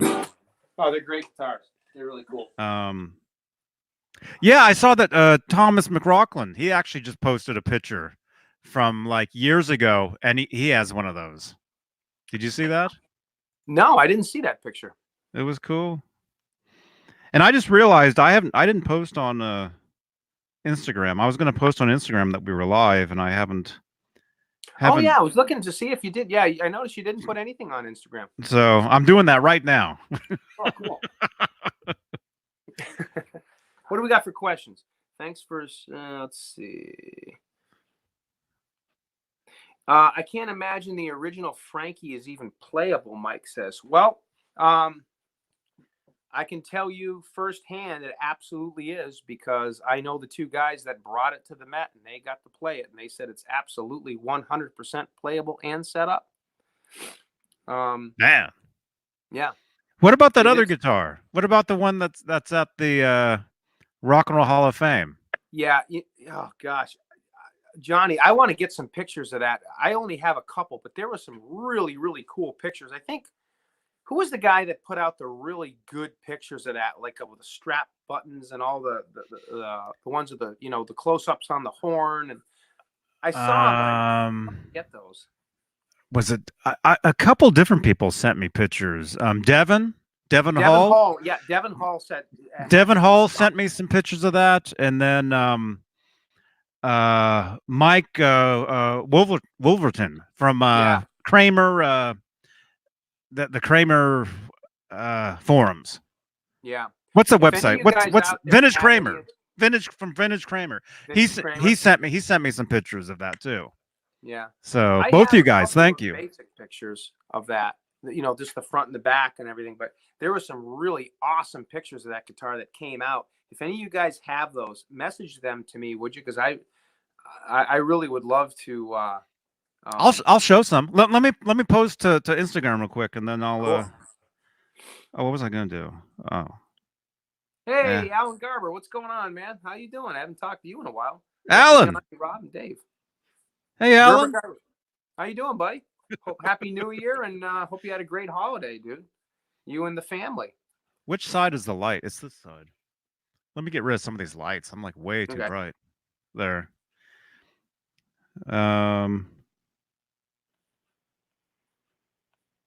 Let's see.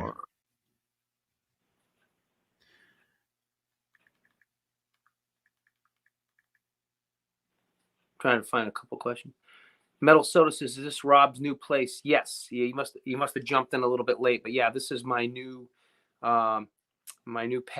And if you go back in the video, I kind of give an explanation of how I ended up here and why I moved. But yeah, this is it. 802 Blues. Thank you, Rob. I don't dig Kiss either. I don't. I like them. I don't hate any band. I've just never been a Kiss fan. They just never did it for me. Rob, do you like active pickups? Joe Harvey says. Or Joe Hervey. My Steinberger GL2T has active pickups, and I like them. They're EMGs. I'm not I don't know. I mean, I don't really know a lot about them. I mean, like I said, my Steinberger sounds good. I never really got too much into them. That's the only guitar that I have or have ever really played that has active pickups. Well, and if you get your Ripley going, that's an active pickup too. Oh, the Bartolini is? Yeah. Oh, okay. Yeah, that takes 2 9. A real Ripley takes 2 9-volts. Oh, that's right. You told me. Yeah, you actually told me that. How about the Sustainer, the Fernandez Sustainer? That's an active pickup, isn't it? Yeah. Okay. Yeah, and any pickup that takes a battery is an active pickup. Okay. Then my Pv Wolfgang with the Sustainer has one. That's pretty cool. Although that's a little different. I mean, that's just a toy. I mean, you just get the constant squeal out of the thing. Actually, Lenny Lou says, I have the same tobacco PV Deluxe. About how much would a Sustainer install cost? Great room, congratulations. Not a Kiss fan. Thanks, Lenny. Well, the problem, you can find the Sustainer pups, and they're on eBay, and you can definitely find them out there. There's another company that makes them too, not necessarily the Fernandez. They call them the Sustainiac. However, Fernandez has actually gone out of business. They're no longer in business. So if you were to get a Fernandez Sustainer pickup, you'd have to find a guitar tech that actually understands how to wire them up, because they're very, very intricate and in depth. There's a lot to it. I would have no clue how to wire it up. But I will tell you, there's a lot of guitar techs out there that know how to do it. You just go by the instruction manual. It's if you're a luthier and you know how to do the electronic wiring, you should be able to do it. But the wiring piece is not what's going to cost you the money. It's going to be more of the routing that you need to do. Because in order to install the Fernandez pickup, you have to do some routing to get the actual board in the control cavity. Chris Hubbard did mine because he does his own routing. And then I had my guitar tech set it up. So I don't know. I mean, like I said, you'd have to find someone that could actually do the work to the back of the body cavity to fit the actual board in there, the electronics board, the circuit board. So you're probably looking at, I don't know, if you find the right guy or the right person, I should say, you're probably looking at a few $100 probably. But Johnny, the Sustainiac, the new Sustainiac pickups, the Sustainers, those are made by, who makes those? It's the same thing as the Fernandez Sustainers, but they call it the Sustainiac. Let's see. Sustainiac. I actually forget who made them. Let's see. Sustainiac pickups. Schecter. Okay. Yep. Schecter. Well, they make those guitars. I did a video. Actually, I'll put a card right next to where that subscribe icon is. And again, subscribe if you're just joining us. Yep. This is the one that I played. Why do they set it up like that? They make it look like, is that guitar actually left-handed? Maybe it is. Oh, it is. Oh. I went to the Schecter homepage, and every other guitar is like flipped the other way, and I'm like, is that just for the pictures? But no, it looks like Schecter. They actually make a bunch of left-handed guitars too. But this is the left-handed version of the one that I played. I'll go ahead and share this. I'll show you guys. Johnny, do you remember in the Guitar Aficionado magazine back like, I don't know, 5-6 years ago when Eddie was in there? He was talking about when he would be out at the NAMM show back in the 80s. Schecter was making like Van Halen copies. Remember he said Schecter. Remember that? I've got that magazine over there. I'll have to look at it. Yeah. But Look at that. That's cool. yeah. This is left-handed. This one. I played one of these at Guitar Center, and yeah, they're very cool. But yeah, there's the Sustainiac pickup right there.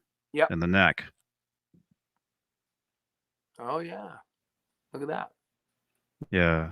These are actually pretty cool guitars.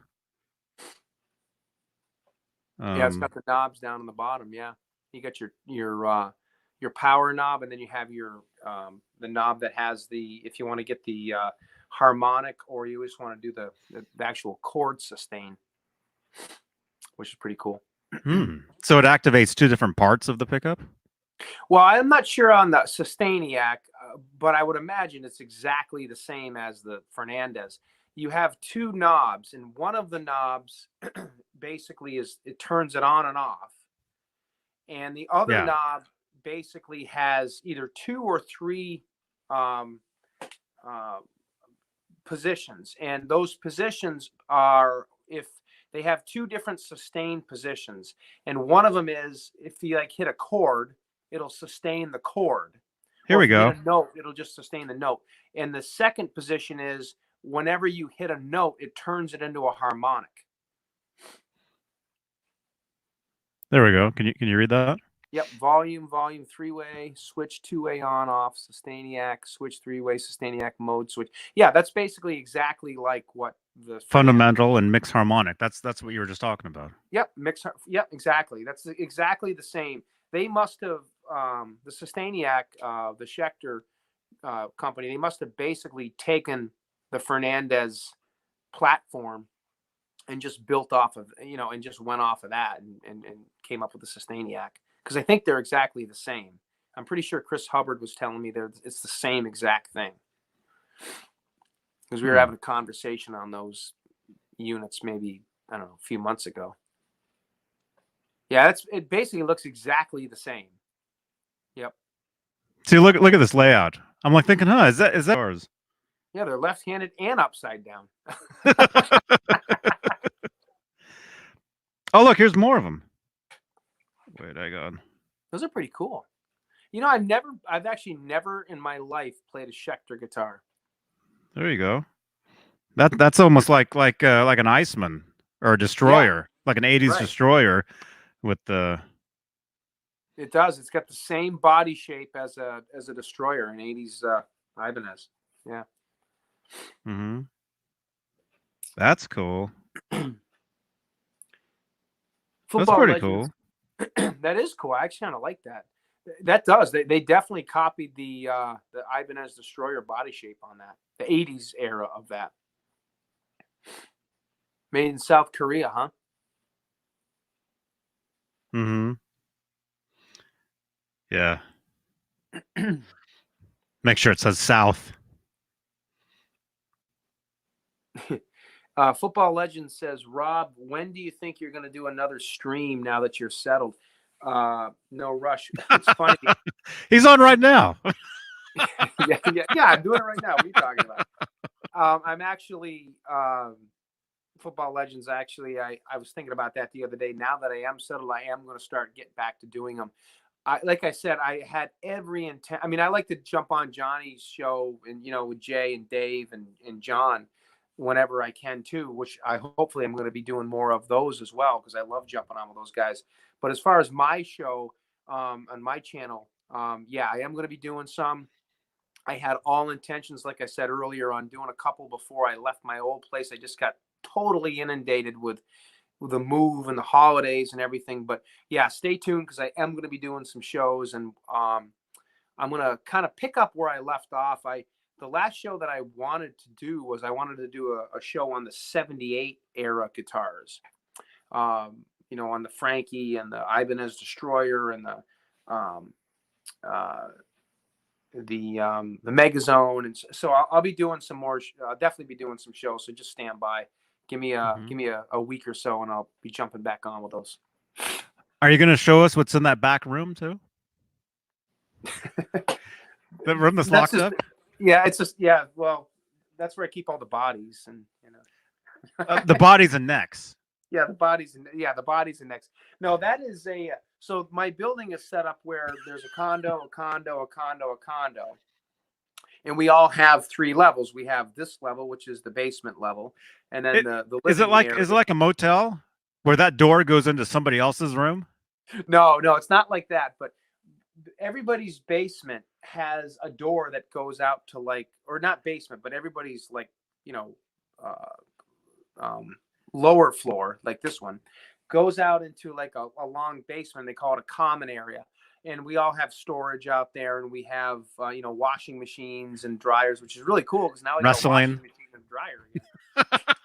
That's where the wrestling matches take place. Yeah. Well, the last 4 years I've been having to go to a laundromat, you know, and because, you know, when I got divorced and I left my house, I obviously didn't have a washer and dryer. And because I was just a single guy, I don't really do a lot of laundry. I mean, you know, single guy, you know, I'll wear the same pair of underwear for 2 weeks. I just turn it inside out the second week, and you know, whatever. Yeah. Yeah. And the socks. Socks. The socks. You just switch feet. Yeah, you just switch feet. That's all you do. Yeah, exactly. But the socks, you take them off.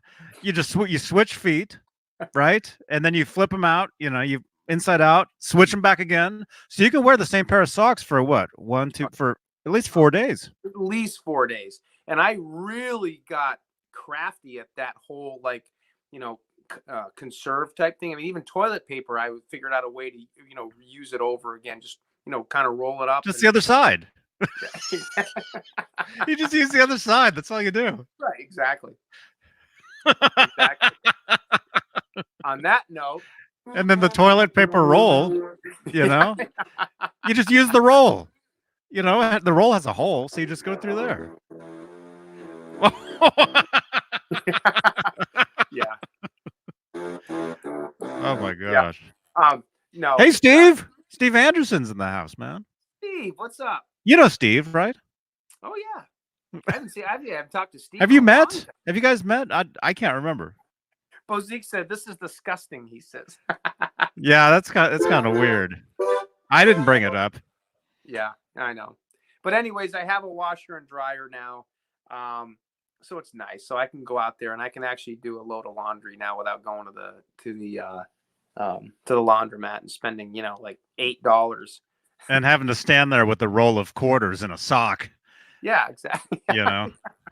Right. With all these smelly people coming in and like getting in the way, you know, like in their, you know, it's like middle of the day and all these like disgusting people are walking in and, you know, like wearing pajama pants. It's like, really? Can't you get dressed? You know? Well, they're down to the last thing that they have, right? That's true. Well, I've lived in places where I've had to go to laundromats, and on tour. You know, you tour as long as you can, and then there's one day where you have to wash everything. Yeah. But actually, there's let's just say there's a laundromat down the street that I happen to drive by sometimes, and yeah, you see the people getting out in the pajamas, and you know, yeah, I've seen it. Oh yeah. Michael Sullivan says you get a good couple of wipes from roll layers. Oh my goodness. Anyways, yeah. So it's definitely kind of cool. It's nice having a new place. It's you know, it's funny. I went up to see my my parents the other day, and I actually stopped by to see my daughter, and they live in the old town that I just moved out of. And I hadn't even been well, I mean, I actually work in that town, but it's on the other side of town. So where my parents live and, you know, my kids, they're in the area that I was living in, you know. So anyways, I hadn't been there in a couple of weeks. And so I stopped up last night to see my mom and dad and everything. And I drove by my old place that I just moved out of. And it was so weird because, you know, I mean, you spend 4 years at a place and yeah, it becomes home, obviously. But I drove by and, you know, you see these two different cars in the driveway and they had a whole bunch of stuff out front that looked a little bit different. And it was just odd, you know, it's kind of weird going by it. But this place is great. It's so much nicer. The rooms are bigger, nicer kitchen, nicer dining room, sliding doors, you know, going out to a nice deck. And it's great. Nice big bedrooms. And yeah, I can't complain. I'm definitely happy. I'm definitely getting used to it. It's actually a lot of space for just one guy and a cat and a small dog, but I'm not complaining. Mm-hmm. So That's Johnny, cool. did you get any of these yet? No, I remember we talked. We did a video on those. Yeah, we did. We did a video. These are so cool. They are the most comfortable slip-on like surfer shoes I've ever had in my life. They're like a sneaker. I should get some of those because I actually, you know, in the house I don't wear regular shoes. I wear slip-on. Actually, I wear Vans. Is what I wear in the house. But wait, you wear shoes but no pants because you never wear pants. No, I'm not wearing the pants. Oh, but, okay. But yeah, these are my slip-ons. I wear these inside. Yeah, I love those. These are like cool. the charcoal Vans. I just got these. Yeah. That's what these are. A few weeks ago. These are the Vans, basically. Well, essentially, they're cool. Mm-hmm. These are great shoes too. Yeah. Mm-hmm. Yeah, those are my indoor shoes. My outdoor shoes are like regular shoes. You know. Yeah. Yep. Mike 7. I need the new high tops for my collection. You know, it's funny. I don't understand. What are these new high tops? These are the older ones that were out a few years ago. What's the freaking difference? They're the same thing. Why are they re-releasing the same shoe? They're exactly the same as these that I got 7 years ago. What's the difference? The 5150 is a little bigger. What's the difference? It's the same thing. Right? What am I missing? I don't know. Somebody said the red is a little bit brighter or something. I have some of those. I did an unboxing video of those. Yeah, I know. Way back in the day. Yeah, I got mine the same time. But what's Van Halen store? These and the new ones they just released, they're the same thing. I don't know. We'll have to look. And I just realized I haven't tweeted this video out either, so I'm trying to tweet this video. Okay. Okay. The 5150 is bigger on the back. Who cares? Big deal. So what? That's the whole reason they re-released them because says the guy that's surrounded by Van Halen stuff. Steve, I'm not picking on you. I'm not slamming you. I'm just responding. So the 5150. The switch just got flipped. Look out. Really?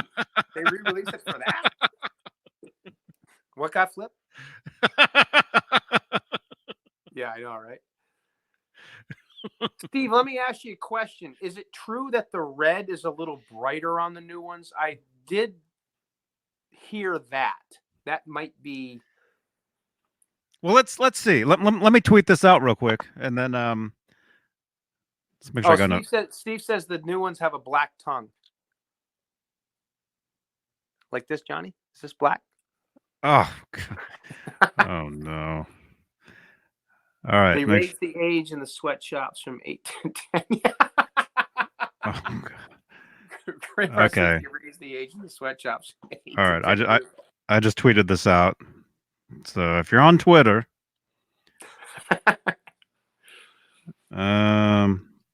actually let's go look. Let's go look at those. Van Halen store. Nightbot's trying to get some cheap advertising here. Yeah. Have you joined that group? Did you see what happened? Do you know the story behind that? No. Do you see this? I'll highlight it. Right there. Yeah. Somebody gave me a Van Halen page on Facebook, a group. Really? Thank you, but Michael, are you watching I'm this? gonna Michael, have to join that. Michael just retweeted. Yeah, somebody gave me a Van Halen group that had like 13,000 people in it, Really? and he's like, Johnny, you want to be the admin of this? Here you go. And so I'm like, okay. And then I didn't really look at it for a while, like a long while, and then I finally kind of looked at it and realized I was like the only guy in there, and Yeah. taking care of the place. And so it's pretty cool. But yeah, that's the group. Check Steve it out. Anderson he says the red is brighter. Oh, okay. Then that is true. In that case, maybe I will get a set sometimes because these are cool. I mean, I love them, but they almost seem, the red almost seems kind of like darker, like a cranberry-ish kind of color. I mean, they're cool, but I kind of like the brighter red. Maybe I will get a pair of those instead, because actually, if you guys look at this, look at these new shoes. Look at the difference in the color of red. See how? Oh, the red is way brighter in the new Oh ones. yeah. Those. Okay. Yeah. I remember. That's what they're doing. Okay. Here, we'll show them off. Even these are dark red, like darker red. Yeah, those are more of like a maroon. Yeah, I don't like the maroon as much as the brighter red. Here we go. Okay, those are the new ones right there. Yeah, those are. Yeah, I like those. Those are cool. So it has a brighter red, and the EVH is bigger. Yep, those are cool. There's the back. Oh, can you? Oh, you can't see that. Oh, there you go. Oh yeah, look at that. The 5150 is bigger. Yep, that's pretty cool. Yeah, see, I gotta say, I do. The actual shoe and pattern isn't really that much different. It is different, but it's not that much different to me. I mean, the black tongue doesn't really mean anything to me. I mean, it's cool, but I do like the brighter red on those. Yeah, definitely. I do like that. That's pretty cool. Yeah. So they're different. Yeah. I think the pattern is different. Yeah, because the older ones have like the Frankenstein. They got the little seagulls on the side, These are the older ones. Yeah. Oh, and this pattern, this is more the ones now. This is more there we go. This is more like the EVH guitar now. Yeah. Yeah, you're right. I mean, they're very similar, but they are definitely different. And the red actually stands out to me as yeah, definitely a lot brighter. That is kind of cool. Yep. Mm-hmm. That's what she said. Tom says. Tom said that. Hey, Mark. Mark says his grandma has a pair of those. That's funny. Yeah, Vista Light 1972 looks like Chuck Taylor's. Yeah, they are basically. For those of you guys that don't know, back in the 80s, like mid 80s, like 51, 52 and on, Eddie Van Halen was wearing Chuck Taylor high tops, and he had some that were striped. Now Eddie's original pair, they were like the super high tops. They were like, like 6-inch high tops. I had some of those. I mean, I didn't have the Van Halen style ones. I had the ones that I had were like baby blue on the outside, and the inside was yellow. So when you would flip them over, it'd be yellow on top of blue, and then the tongue. Man, I had some of those back in like 1992, 93. Yeah, I had a pair of those. When they were out, and they were so freaking cool. They really were. A couple of my friends actually have a giveaway set that they gave away as a prize on a radio show during the 1993 Right Here Right Now tour. And they're the real deal. Those are really cool. But Eddie wore those back in the 90s. And then what people were doing, I actually actually made a pair in like 97, 98. I got a pair of red high top Chuck Taylors, and I striped them with with a white paint pen and a black paint pen. They came out really cool. And then they, EVH started releasing them. But yeah, I mean, if you go back, the original ones were really awesome. They were pretty cool. Mm-hmm. High tops. Oh, it looks like they're making them again. They're making. Oh, they make everything now. Well, they make Converse now. They go all the way up to your knee. Have you seen those? No, I haven't seen those. All the way up to your knee. That sounds like a prostitute shoe. Look at this. They make them that go all the way up to your knee now. I gotta get some of these. That's like a Harley Quinn shoe. Look at this. What the hell? That's that's strange. That is interesting. That the freaking those laces must be like the length of an extension cord, for crying out loud. Yeah. I wonder how long those laces are. Man, that would take a long time. Yeah, like you said, they're like the length of an extension cord. That's a little too much. Tom Harhay, I'm sorry, Tom, for saying it wrong. Says, Rob, what's the best thing about your job? What do you wish people knew about you? Well, if you're talking about my professional job, my new job, the best thing about my job is working in a school, a high school. It's really rewarding. I've found over the last couple of months of being there, connecting with the kids, developing a relationship with the students, and kind of getting their respect, and me, them earning mine, me earning theirs, and connecting with them and being able to help them out. I get kids all the time now will literally just come into my office and just kind of unload a lot of their problems on me, being a resource officer type thing, they, or a safety officer, I should say. They pretty much, kids today have a lot of bad stuff going on in their lives, a lot different than what, maybe what, like Johnny and I had in our lives, or, I don't know about Johnny's history, but when we were kids, we didn't have as much crazy stuff. And a lot of the bad stuff that kids go through today, I really relate to social media, because it's almost like you can't even grow up and be a kid anymore. You're so exposed to everything. Everything is immediate.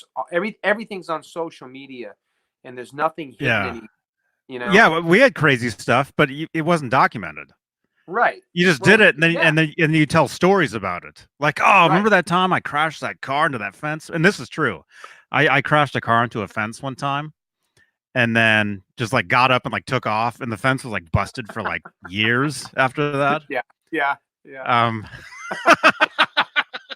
Late at night, and see nowadays, that would be an Instagram story. Oh, it would be immediate, and there'd be 15 people, videoing you on their phones. I'd be getting thumbs ups for that. Yeah, exactly. But I think, connecting with the kids and being able to help them, that's like really rewarding. And, and that's one of the things I actually like about being a cop, and teaching martial arts, which is my passion, and all the other stuff too. But, it's nice to be able to help people. And, a lot of people have negative connotations on cops, and I understand why, because there's a lot of cops out there that are just real bad people and hypocrites, and they cite people and arrest people for things that they do on a daily basis. I know I've been around them for years and years and years, and I'm still around them. I enjoy the aspect of being able to help people. There's a kind of an old joke out there. It's funny. It says people love firemen, but they hate police officers. because firemen always come to save the day and cops always come to ruin the day, you know. But you know, and there's a level of truth to that, but there's What also about milkmen? they come to impregnate people's wives and girlfriends. But I don't know. I just enjoy helping people. I enjoy this, you know, the community service thing. And I mean, just like last week when I was working a police shift, there was an older woman who was driving around the town looking for, there was a wedding that they were actually having at this place, at this person's house in the town that I work in. And she had no idea where to go. She was, you know, having a difficult time. And I had an opportunity to actually show her where to go. And she was so thankful. And, you know, it's nice being able to help people. I like that. You know, it's easy to mess somebody's day up. You can do that all day long, but it's really nice to actually, you know, help somebody out. And that's pretty much the most rewarding thing. As far as what do I wish people knew about me? I don't know. I don't know. Well, hold on. Let me show you what I wish. No. That's the second time I've tried to do that today. No, I don't know. I don't know. I think everybody knows enough about me as it is. So. Well, you know, thanks to oh, it's the world's toughest milkman. That's the one that I. Here's a poster I used to have. Can I find it? Here it is. Oh man, I had this poster when I was a kid. I got Steve Anderson says, Rob, did you buy one of the 5150 series guitars? You know, no, I haven't. I assume you're talking about the, you know, the blue and the tobacco burnt, you know, ones that the two pickup, you know, 5150 series guitars. Those are really cool. I do like those. I'm hoping one of these days I'm probably going to pick one up, but I have not got one yet. Have you got one yet, Steve? I had this poster on my wall when I was a kid. I thought I told you. Shut up. That's awesome. I've never seen that before. Reed Fleming, world's toughest milkman. This was my poster when I was a kid. I thought it was hilarious. That is awesome. That is funny as hell. Where did that come from? I've never even seen that before. Look at his nose. Yeah. It's a box. That's so funny. That's funny. Steve Anderson. Yeah, he's got the Army drab, man. Oh, cool. Serial Steve, number. I don't think I've seen a picture of that yet. I haven't seen a picture. Okay, I love Steve Anderson. I love Steve Anderson when he posts pictures of a guitar, because every time he posts a picture of his guitar, he holds the guitar up like this, and you can see his face in the background. It's so funny. He's like, this is a Steve Anderson guitar pick. It's something like this, or it's something like this. It's so funny. It's awesome. I love how he does that. Steve, you are the only one that posts pictures like that. That is definitely your thing. Don't ever stop doing that, because you should get a patent on those kind of pictures. It's pretty cool. I like that. And you always wear that cool hat, and you have that smile that you have. It's really cool. So keep doing those. Those are cool. But post a picture of that, because I have not seen your Army drab guitar yet. I'd love to see it though. Oh, there's more of these. You put the 5150 decals on. I bet that looks pretty cool. I bet that does look pretty cool.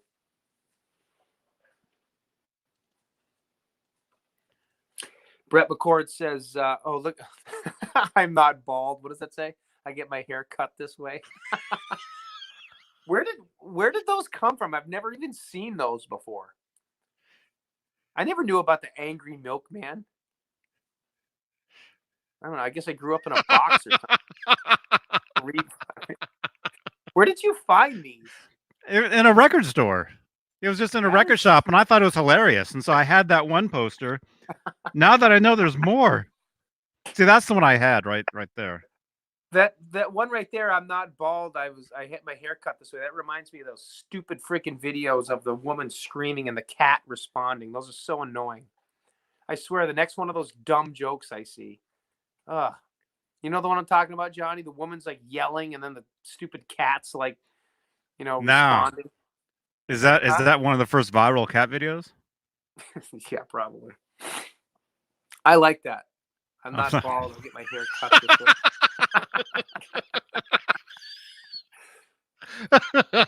That's funny. Yeah. Oh, it'd be awesome to have this guy on a guitar. Yeah, Metal Soda. That would be good. Speaking of those cat jokes with a woman, there's a Chuck Norris one that came out that I posted on Instagram like a month ago. It's a picture of Chuck Norris's head, and he's going, "That's enough," and it shows the cat on the other side going, "Okay." Oh, the whose cat You is know what I'm that? talking about? Is that whose cat is that? Is that like James Bond? Is that where that cat's from? I don't know. I have no idea. I know what you're talking about. Yeah, It's those that memes. stupid joke that everybody's been like. Those memes have been all over the place. Oh, it's so annoying. It's not Yeah. none of them are even funny. They're all dumb. I saw some pretty good ones. I saw a couple that were pretty good. Hey, Ned. Ned's here. Ned, what's He up, just Ned? woke up. He was napping.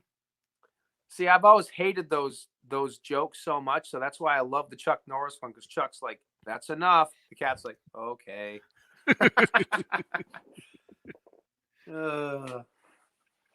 Let's see, hold on. Brett McCord says, "Rob, that is a great attitude. We need more good cops out there that really care and help people. Some cops can't handle the power of the badge. They forget it's to protect and serve." I totally agree.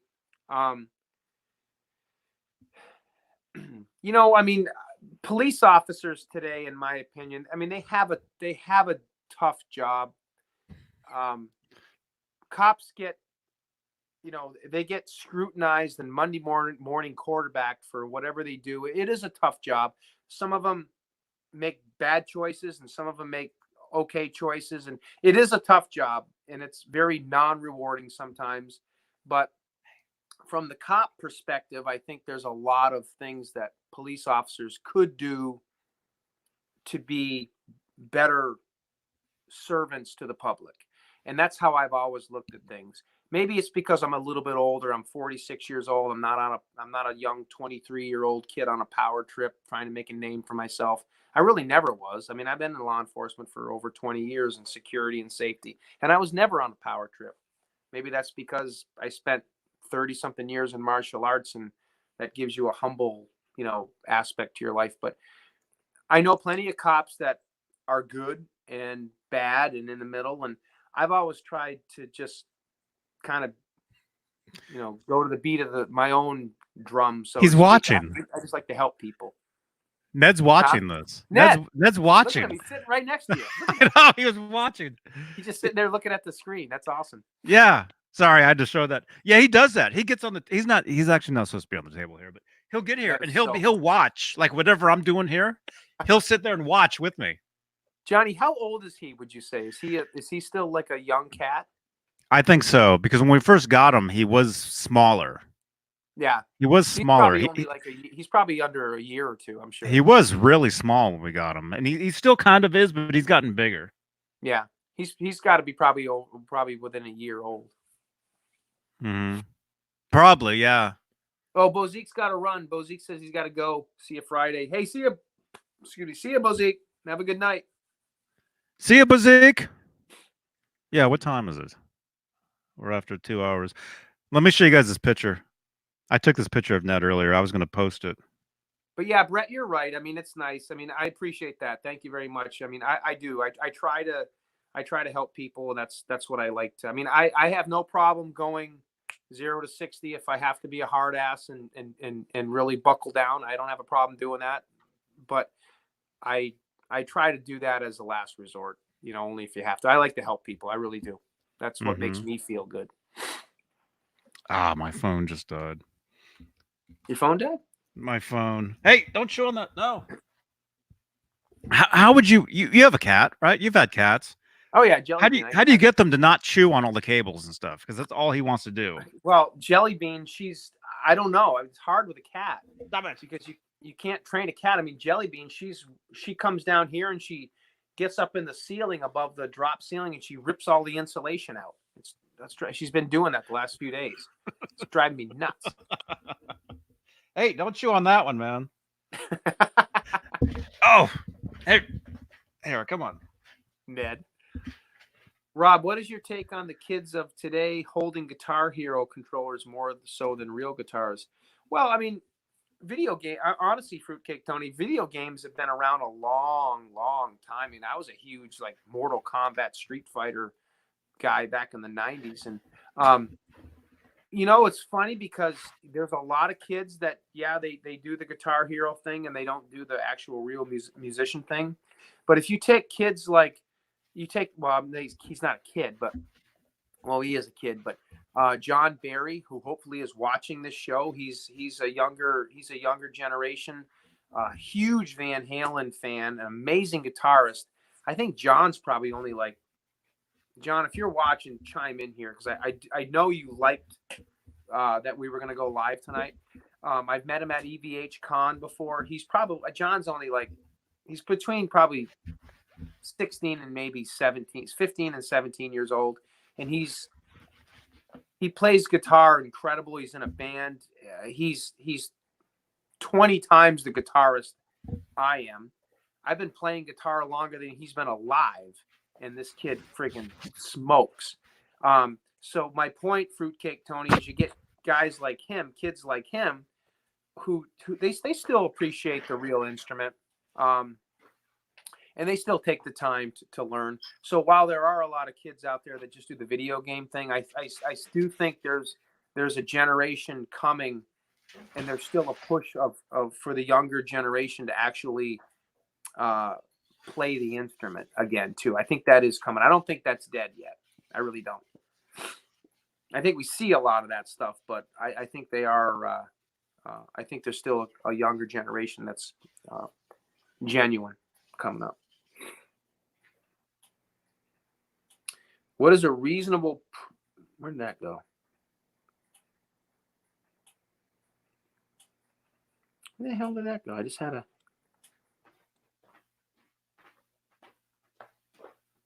Oh, Steve just said he sent me 2 pictures on Facebook. Thanks, Steve. I'll check them on to get out.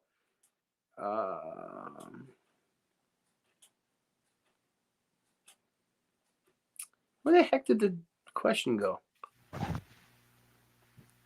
Hey, Steve.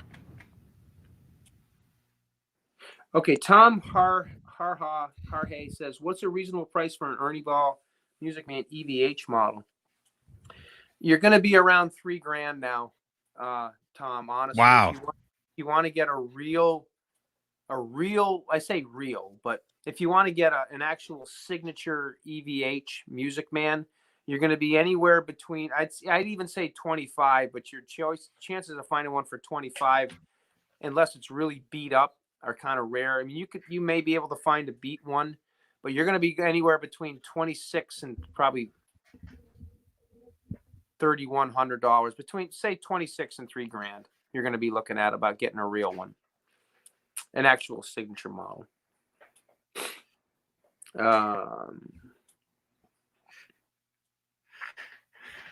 Ned, stop it. Oh, we got some Chuck Norris jokes on here. It's kind of funny. I'm trying to get Ned to go after this horrible thing. This thing is so ugly. What is that thing? It's a cat toy, but he's chewed it up. it's so gross. It's so ugly. Ugh, looks nasty. It looks like one of those freaking. It looks like something off of Sesame Street. It's horrible. Yeah. Ned, oh my gosh. Oh, Steve just sent me a picture. Yeah, he sent it me too. Lenny Lou says, my niece is going into the corrections field. Scary. I appreciate the James job. Yeah, corrections is a good field. They're pretty well controlled in there, though, Lenny. I mean, honestly, that's great, but she'll be fine. They have good policies and procedures in corrections. I did corrections for a while, and I know a lot of corrections officers presently. That's a good field, and it's most of them are state jobs, and there's an incredible retirement with those jobs. So that's a good field to get into. How dangerous it is to be a patrol officer. My teenage son wants to go to the academy. It's any any police officer patrol job is dangerous. I mean, we're in a different world now. Obviously, if you're in the city, you're going to have more action and more chaos. But the smaller towns, I mean, they're crazy too. I mean, stuff can happen just like that. But I mean, there's really no such thing as it. I mean, the way I look at life is, I mean, if you're prepared and you take care of yourself physically, mentally, and you try to, stay alert and make good choices, you should be fine. Any job you do today is dangerous. I mean, just getting in your car and driving to work is dangerous. I mean, you can get killed in a car accident quicker than you can, get shot. But I mean, I just think a lot of it is just making good choices,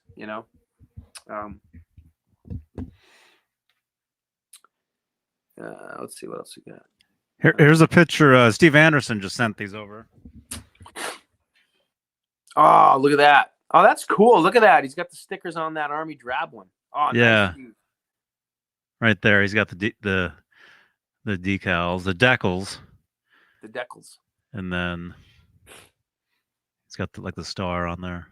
That's my man, Steve. That's the way the picture's got to go. Look at that. Perfect.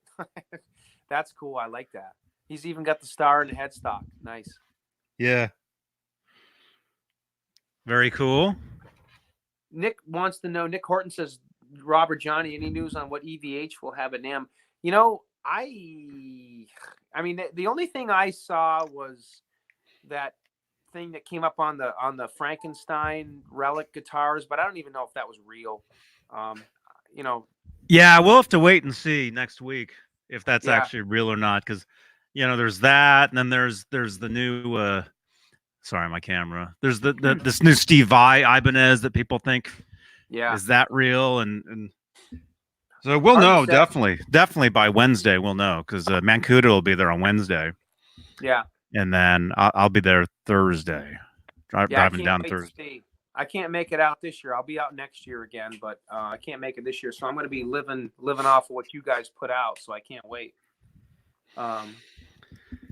Rob, do you wear your vest every day? Yeah, I mean, I wear it. Well, definitely when I'm on duty, I wear it. I don't wear it when I do road details, but I do wear it when I'm on duty. I'm actually working a shift tomorrow night. I work all day long in my normal job. Then I come home at 3, and then I'm only doing a 4-hour shift tomorrow night, just 5 to 9, just a 4-hour shift. But just for just a half shift. But I will be doing tomorrow night. But yeah, I wear it. Nice, Thomas. Rob says, Rob speaks the truth. June marks 25 years as an officer, and I'm looking forward to retirement. Good for you, Thomas, and thank you for your service. Definitely thank you for your service over the last 25 years. That's awesome. That's awesome. Very cool. Awesome, Thomas. Yeah, and definitely start playing some or continue playing guitar and whatever in your retirement. Enjoy it. I hope you get to enjoy it. But and Tom Hardy says Decals. We're gonna have to wrap this up soon, Johnny. My computer is only on 8% battery. Yeah, I know. All my stuff is all soon here. All my stuff is all weird. I'm trying to keep Ned away from all these cables, because I've got 4 computers here and just, mixers and everything, microphones. I'm surrounded by cables. Any second, you're going to see Johnny just drop off because Ned's going to chew through a cable. That's going to cut his power. Yeah. Ned, no. There he goes. That was an act. Johnny will be back. What else we got for questions here while Johnny's doing that? Let's see. Fruitcake Tony. Thank you. Yeah, that was Johnny playing Thank games. Thank you so much. Thank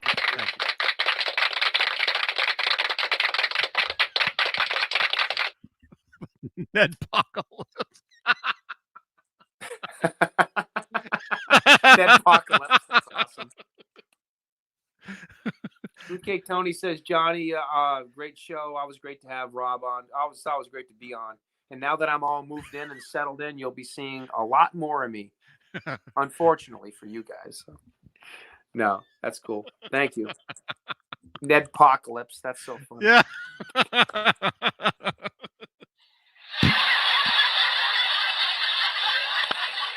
Where is he now? Is he under the desk? Is he under the table? He's eating his lunch. Oh, he is. I put some kibble in his bowl earlier, and he's over there eating now. Yeah, he took a nap. He sleeps most of the day. He sleeps during the day, and then he goes out at night.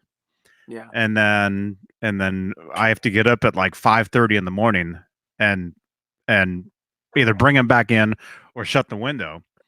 And then he's in there all day, and then This is for Steve Anderson. Steve says, "Do I prefer the crop circles guitar or the Rasta?" I don't know. It's funny. I like them both. The Rasta is definitely a more interesting pattern, obviously, Are they identical? I mean, if you were to play them, are they identical or a little different? These actual two, Mm-hmm. the necks are different because the necks on both of these were different, but the bodies are pretty similar. I mean, they're pretty similar. Yeah, the bodies are the same. Yeah. Now a lot of people don't know, but the neck on the Circles guitar, this particular one, but these are actually shallow double tab tuners, just like these. These are real shallow double tabs. And this particular neck, not this exact one, but the real one, the neck that was on this is the neck that's on the Franken Strat today. It's the neck that's on the Frankie today. The Circles guitar original neck, this one is on the Frankie today. That's why there's all those extra holes in the back, because it used to have shallower double tabs. And the neck that is on the Rasta today, which Dweezil Zappa owns, it's a different neck. And Johnny, do you think that was the B neck, right? Is that what they think? Probably was. Yeah.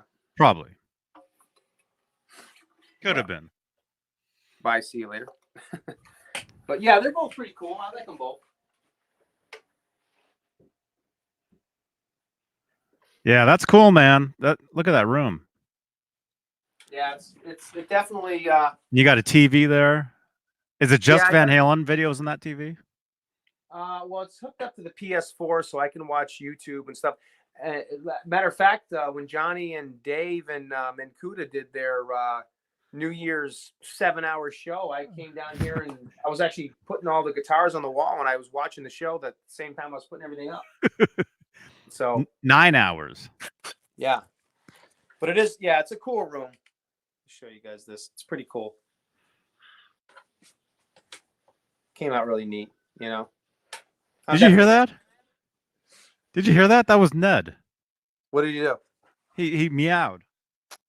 I didn't hear it. I thought I heard it echo. So maybe in the chat, did you guys hear Ned just meow? Oh no. He's back looking up the cables. How do you paint the circles on the Circles guitar? Football Legend says. Well, when you do the circles, that the first few that I did years ago, I just kind of eyeballed it. But you take one of those, the compasses. It's got the little pin, and then you put the pencil in. Yeah. And you just make a circle, and then you just extend it, make a bigger circle, and whatever. The little protractor compass type things that you used to use in drafting class. That's how I always did it. But there's another trick to do it. If you go to like a hobby store, like a Hobby Lobby or something like that, you can get those. You can get the little shapes, and they come like all like.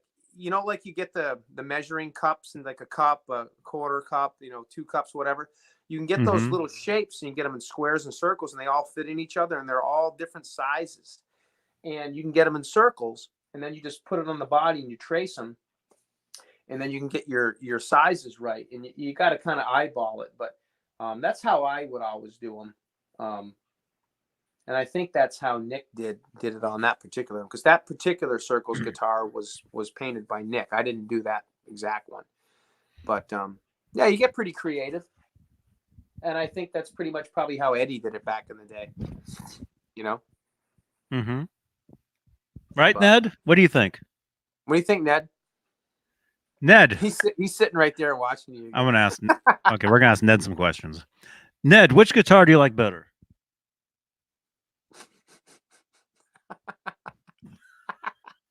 They're gonna get that out of my face. He's like, Which guitar do you like better in that collection? I don't want his face too close to it because he eats moles and rats and stuff. yeah. Right? He's totally just staring at you. Oh. Oh.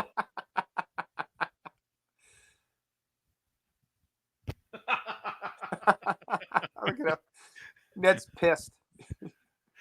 Well, hey, we need all the help we can get, Viral cat video.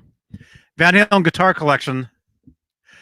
Viral cat video in the middle Yeah. or the end. Rob, interesting nugget. How do you do Ruby this? Lear and I was stuck heavier guitar or heavier gauge picks on the Unchained Circles guitar. Drop the. Oh, that's cool. That's pretty cool. Yeah, my computer's gonna die here any second, just so you know. Okay. My phone's gonna die. All right. Let me answer a couple things real quick. Yeah. I saw something. Nick Horton. Ugh, I don't want my mouth touching this because.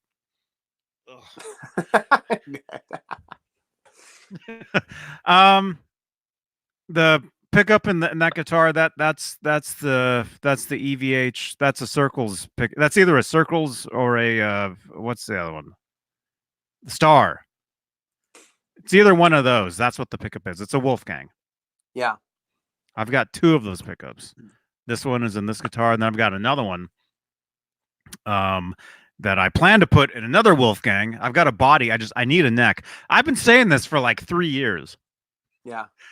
Anybody out there, if anybody's watching these things, I need a Japanese Wolfgang neck. He Okay. does. I Yeah, do. he does. I don't care if it's maple. I don't care if it's ebony. I don't care what it looks like. I've got a body. I need the neck. Oh, Ned just jumped down. yeah. Yeah.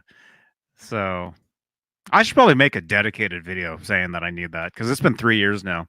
It has been 3 years. We need to find Johnny a neck. We absolutely need to do that. I got to find one. Yeah. So let me know if you have one, if you want to trade for something, I've got something maybe we could trade. Let me know. If you like chewed cables, I've got plenty of those. Yeah. No, we do. We definitely need to find Johnny one. We need to find Johnny a neck for that guitar. We have to do that. Yeah. Within 2020, we'll find a neck. And Tom says, Rob, do you know anybody with an EVH collection that gets close to yours? Eddie himself, not included. Well, Scott Smith probably has the biggest collection I've ever seen. He's got probably triple what I have. Chris Hubbard's got an amazing collection, pretty much about the same size as mine. Dave Nesdahl has a great guitar collection. He doesn't have as many Van Halen guitars as he used to because he's been, getting some different ones like some of the Steve Lukather guitars and the Lynch guitars and the Vi gems and all that. Nesdahl has got a great Van Halen guitar collection too, along with a lot of other awesome ones. There's a few of us out there with some pretty neat collections. I mean, my collection of guitars here is probably as big as it's ever been. But I mean, it's taken me, it's taken me 23, 24 years to build this collection. I've been doing this since like 90, I don't know, 95, 96 when I started collecting these guitars, I should say. So it's taken a long time, and I've had a lot of guitars that I wish I still had. I think the next guitar that I'm going to do, this will be the last thing I'll say, but the next guitar that I'm going to do, or the next Van Halen guitar I'm going to do, probably one of the last, I want to do a Snake Dragon. That's the one guitar that I do need to have for my collection. Got to have a Snake Dragon. Cool. And eventually maybe a Music Man double neck, but that's not really on the top list of priorities. But I definitely want to have a Snake Dragon. Yeah, we'll show you guys what that is real quick. That is a great guitar. Really Hubbard has quick. one. So I'm actually waiting for Hubbard to decide he wants to get rid of his, and then I'm going to jump on that.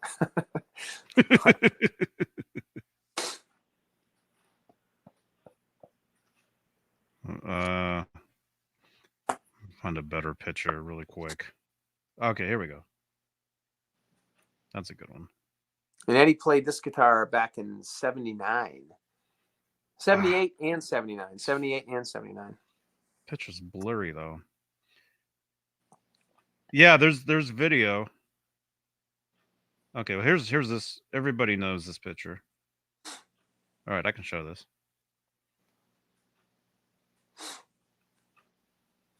Come on. Actually,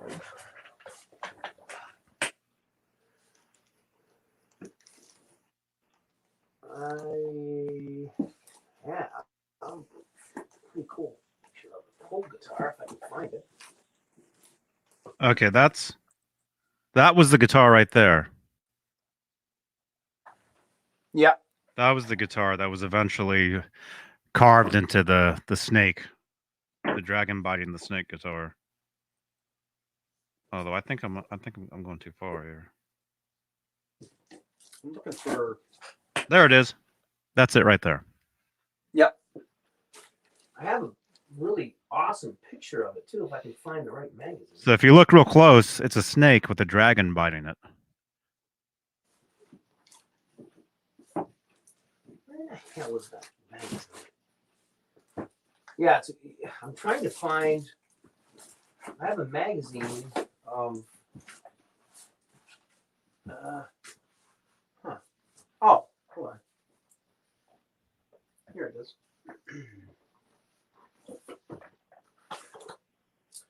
Here it is. Stand by.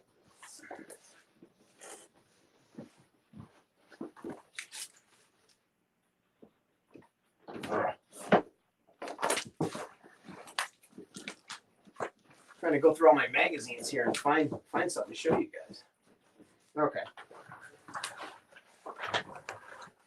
So that guitar, the first picture Johnny showed was actually it was an Explorer. It was a Gibson Explorer guitar. And John Sterry turned it into this guitar. This is the Snake Dragon. Charvel Dragon Snake. Really, really cool guitar. And here's the Charvel Star when it was white, which is the one that I went off of. And here is the Megazone. Some people call it the Hydra guitar. John, you ever see these pictures? No, never seen those. Yeah, these are. This is out of the Player magazine from. Oh yeah. And then see, we got some cool. Yeah, this has got some really cool stuff. It's got a nice picture of the 5150. Oh man. And the double neck. And where is the? Oh, here's the one I was looking for. And it's got the Music Man and the Pv. Eddie's original Music Man and his #1 Pv that he had back in the '98 tour. It's a pretty cool magazine. Yeah. That's really cool. Yeah, that's a cool one. Leave a thumbs up if you guys like that. 2.5 hours. It was a good video. Yeah. Yeah, so subscribe. Leave a thumbs up. Subscribe to Rob's channel. What's your channel? Or say hi in the chat. Do you have the chat there? Or the computer just passed out. Yeah, computer passed out, but hold on. My let's see. Actually, I did talk. Oh, well, he's gone. That was weird. All right, I guess we're out of here. Tune in Friday. Today's Wednesday. Tune in Friday. There you are. You're back. Yeah, I tried to find it in the chat, but I couldn't find it. My channel is Rob's EVH Guitars TV and FA. No, Rob's EVH. I don't think that's not the address to your channel though.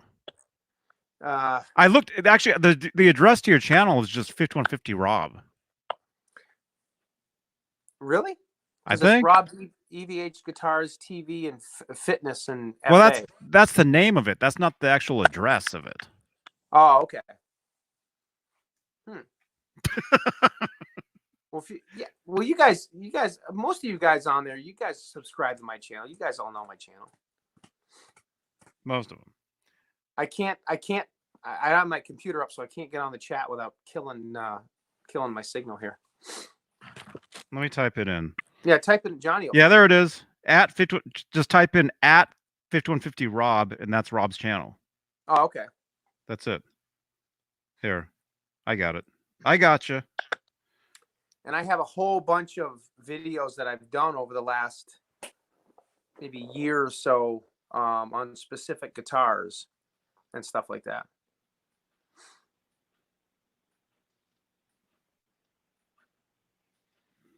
There you go. That's Rob's channel. Check him out. And don't forget to leave a thumbs up for this video for Johnny. Or two. Or two. Everybody log into your trolling accounts and leave thumbs up that way as well. Extra thumbs.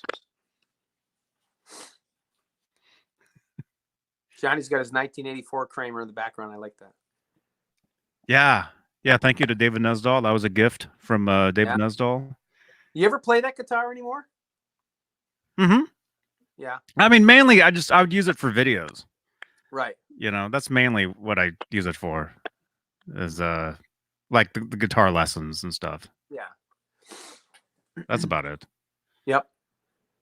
You ever play your 5150 guitar at all anymore? Lately, I haven't.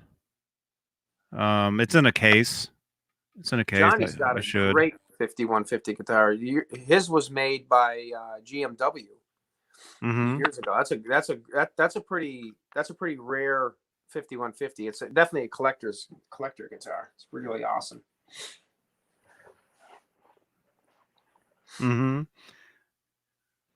Yeah, it's cool. It's cool. I've done a bunch of videos over the years. Okay, last thing. Here we go. I'll show this. Here's a picture of me playing it.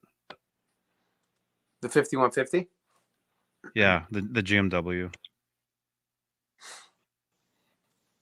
Right there. Yes. Yeah, that's a classic one, yeah. That's a screenshot from a video that I did years ago of me actually just like playing. Look at that stretch. Yeah. Yeah, that's cool. That's a great guitar. Yeah, so that's my guitar.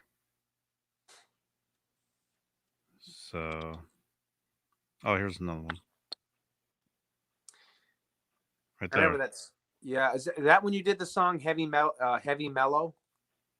That was before that. But this here's a screenshot from when I was in the studio in Oakland one time recording some stuff. Yeah. And it's just a kind of a crazy picture, you know. That's cool. So I used to go live back then. Like, see that laptop back there? Yep. I'd go live on this was before YouTube had live streams. I'd go live on a channel called Justin TV. And that's one of the ways you could go live over the internet. Justin TV is what I would go live on. And I'd have like 2 people watching me. Justin Bieber TV? Or? Back in the day. Yeah. Yeah. So anyway, yeah, that's my guitar. That's me. Right there. Yeah, that's a cool guitar. That's a neat. I had never seen it up close. I mean, out in real life, but GMW did a great job on those when they made those. Mm-hmm. Yeah, they're cool. You should take a picture of your 5150 and 1984 together sometime. The two of them next to each other. I probably have, you know, Yeah. over the years. Tom, you remember Justin TV? Yeah, that was actually, is it still there? I should go retro and I should start going live over on Justin TV again. You should. Yeah. Let me see. Is my channel still there? Johnny Beane. That's like the old MySpace days. Oh, Remember that? oh, of course. MySpace? Actually, if I go to my WordPress, all those links are there. Where's mine? Okay, here's mine. I remember some of Johnny's old videos he did on YouTube. They were he would do like short. Well, yeah, they were pretty short, but they were shorter videos of like some of the Van Halen tricks. You know, like the elephant noises and just some of the cool stuff. Like everybody wants some. What'd you call that? You call that the dolphin sound or something like that. I forget. Yeah, I'll put where that subscribe button is up there. I'll put a playlist, all that. Wait a minute, it looks like, is this right? Justin TV. Either Justin TV turned into Twitch, or Twitch bought the domain. Because when I go to Justin TV, it takes me to Twitch. Really? Are you? Yeah. Do they have your videos on there at all? Can you? No, find it's your gone. It's gone. It's gone. Although I am on Twitch as well. I've been thinking about. Actually, I can't say that on here. Holy crap, forgot. Let me see. One more thing. Yeah, it's gone. Stuff? Yeah, I bet somebody bought the domain. I bet they bought the domain or yeah, one of those things. Oh, there's Ustream. Okay, Ustream is still around. That was another live. I'll show you guys this real quick. Whatever. Go to Johnny Beane WordPress and you'll find all the links. All right, we're out of here. Rob, great to see you, man. Hey, you too, Johnny. Thank you. Everybody, leave a thumbs up, subscribe. Yeah. We'll see you guys Friday. I'm going up to Twitch bought Justin TV in 2014. Okay, Tom. Awesome. Really? Okay, then that pretty much says it. That's why it's gone. That's why it's gone. Justin TV was cool though. Actually, I do have some videos on the channel here. I'll put them up as a card of old videos of me going live. I'd like to see those. Yeah, I'd like to see back those. in the day when I had like no viewers, at all. I'd like to see that. That'd be kind of cool. I like watching some of that old retro stuff, back in the beginning. I remember the video that your wife took of you when you got your original striped shoes. Yeah. The unboxing. I remember seeing that. I remember watching that.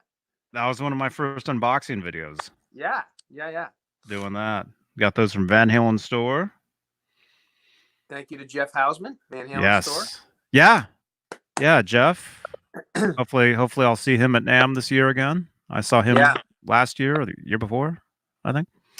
And of course, Steve Anderson. Last year, was he there last year? I don't. Steve Anderson sees him all the time. Maybe it was the year before. Okay. Actually. Yeah, because I was there last year, but I wasn't there the year before. But I did not see Jeff last year. Yeah, I think it was the year before. You could stream 24 hours on Justin TV. That's cool. Yeah. Yeah. Yes. All right. We'll see you guys Friday. I'll see you guys soon too. Definitely on Johnny's channel or on my own or both. Yeah. Yes. And Football Legends. We had Cameron Cooper on here before. He's been on here. Search the channel. Yep. All right. Rock and roll. We'll see you guys later. Thanks for watching, subscribing, liking, all that stuff. All right. Don't hang up, Rob. Nope. All right. See you guys Friday. Have a good night, guys. Thank you for watching and checking out the new room. Much appreciated. Yes. Hey, Shauna. See you, Shauna. Goodbye, everybody. Sandra, Tom, Michael, Nightbot. Good night, John Boy. Good night. Good night, everybody. JohnnyBeane.com. Check it out. Go over to JohnnyBeane.com. All right. Night, guys. Bye.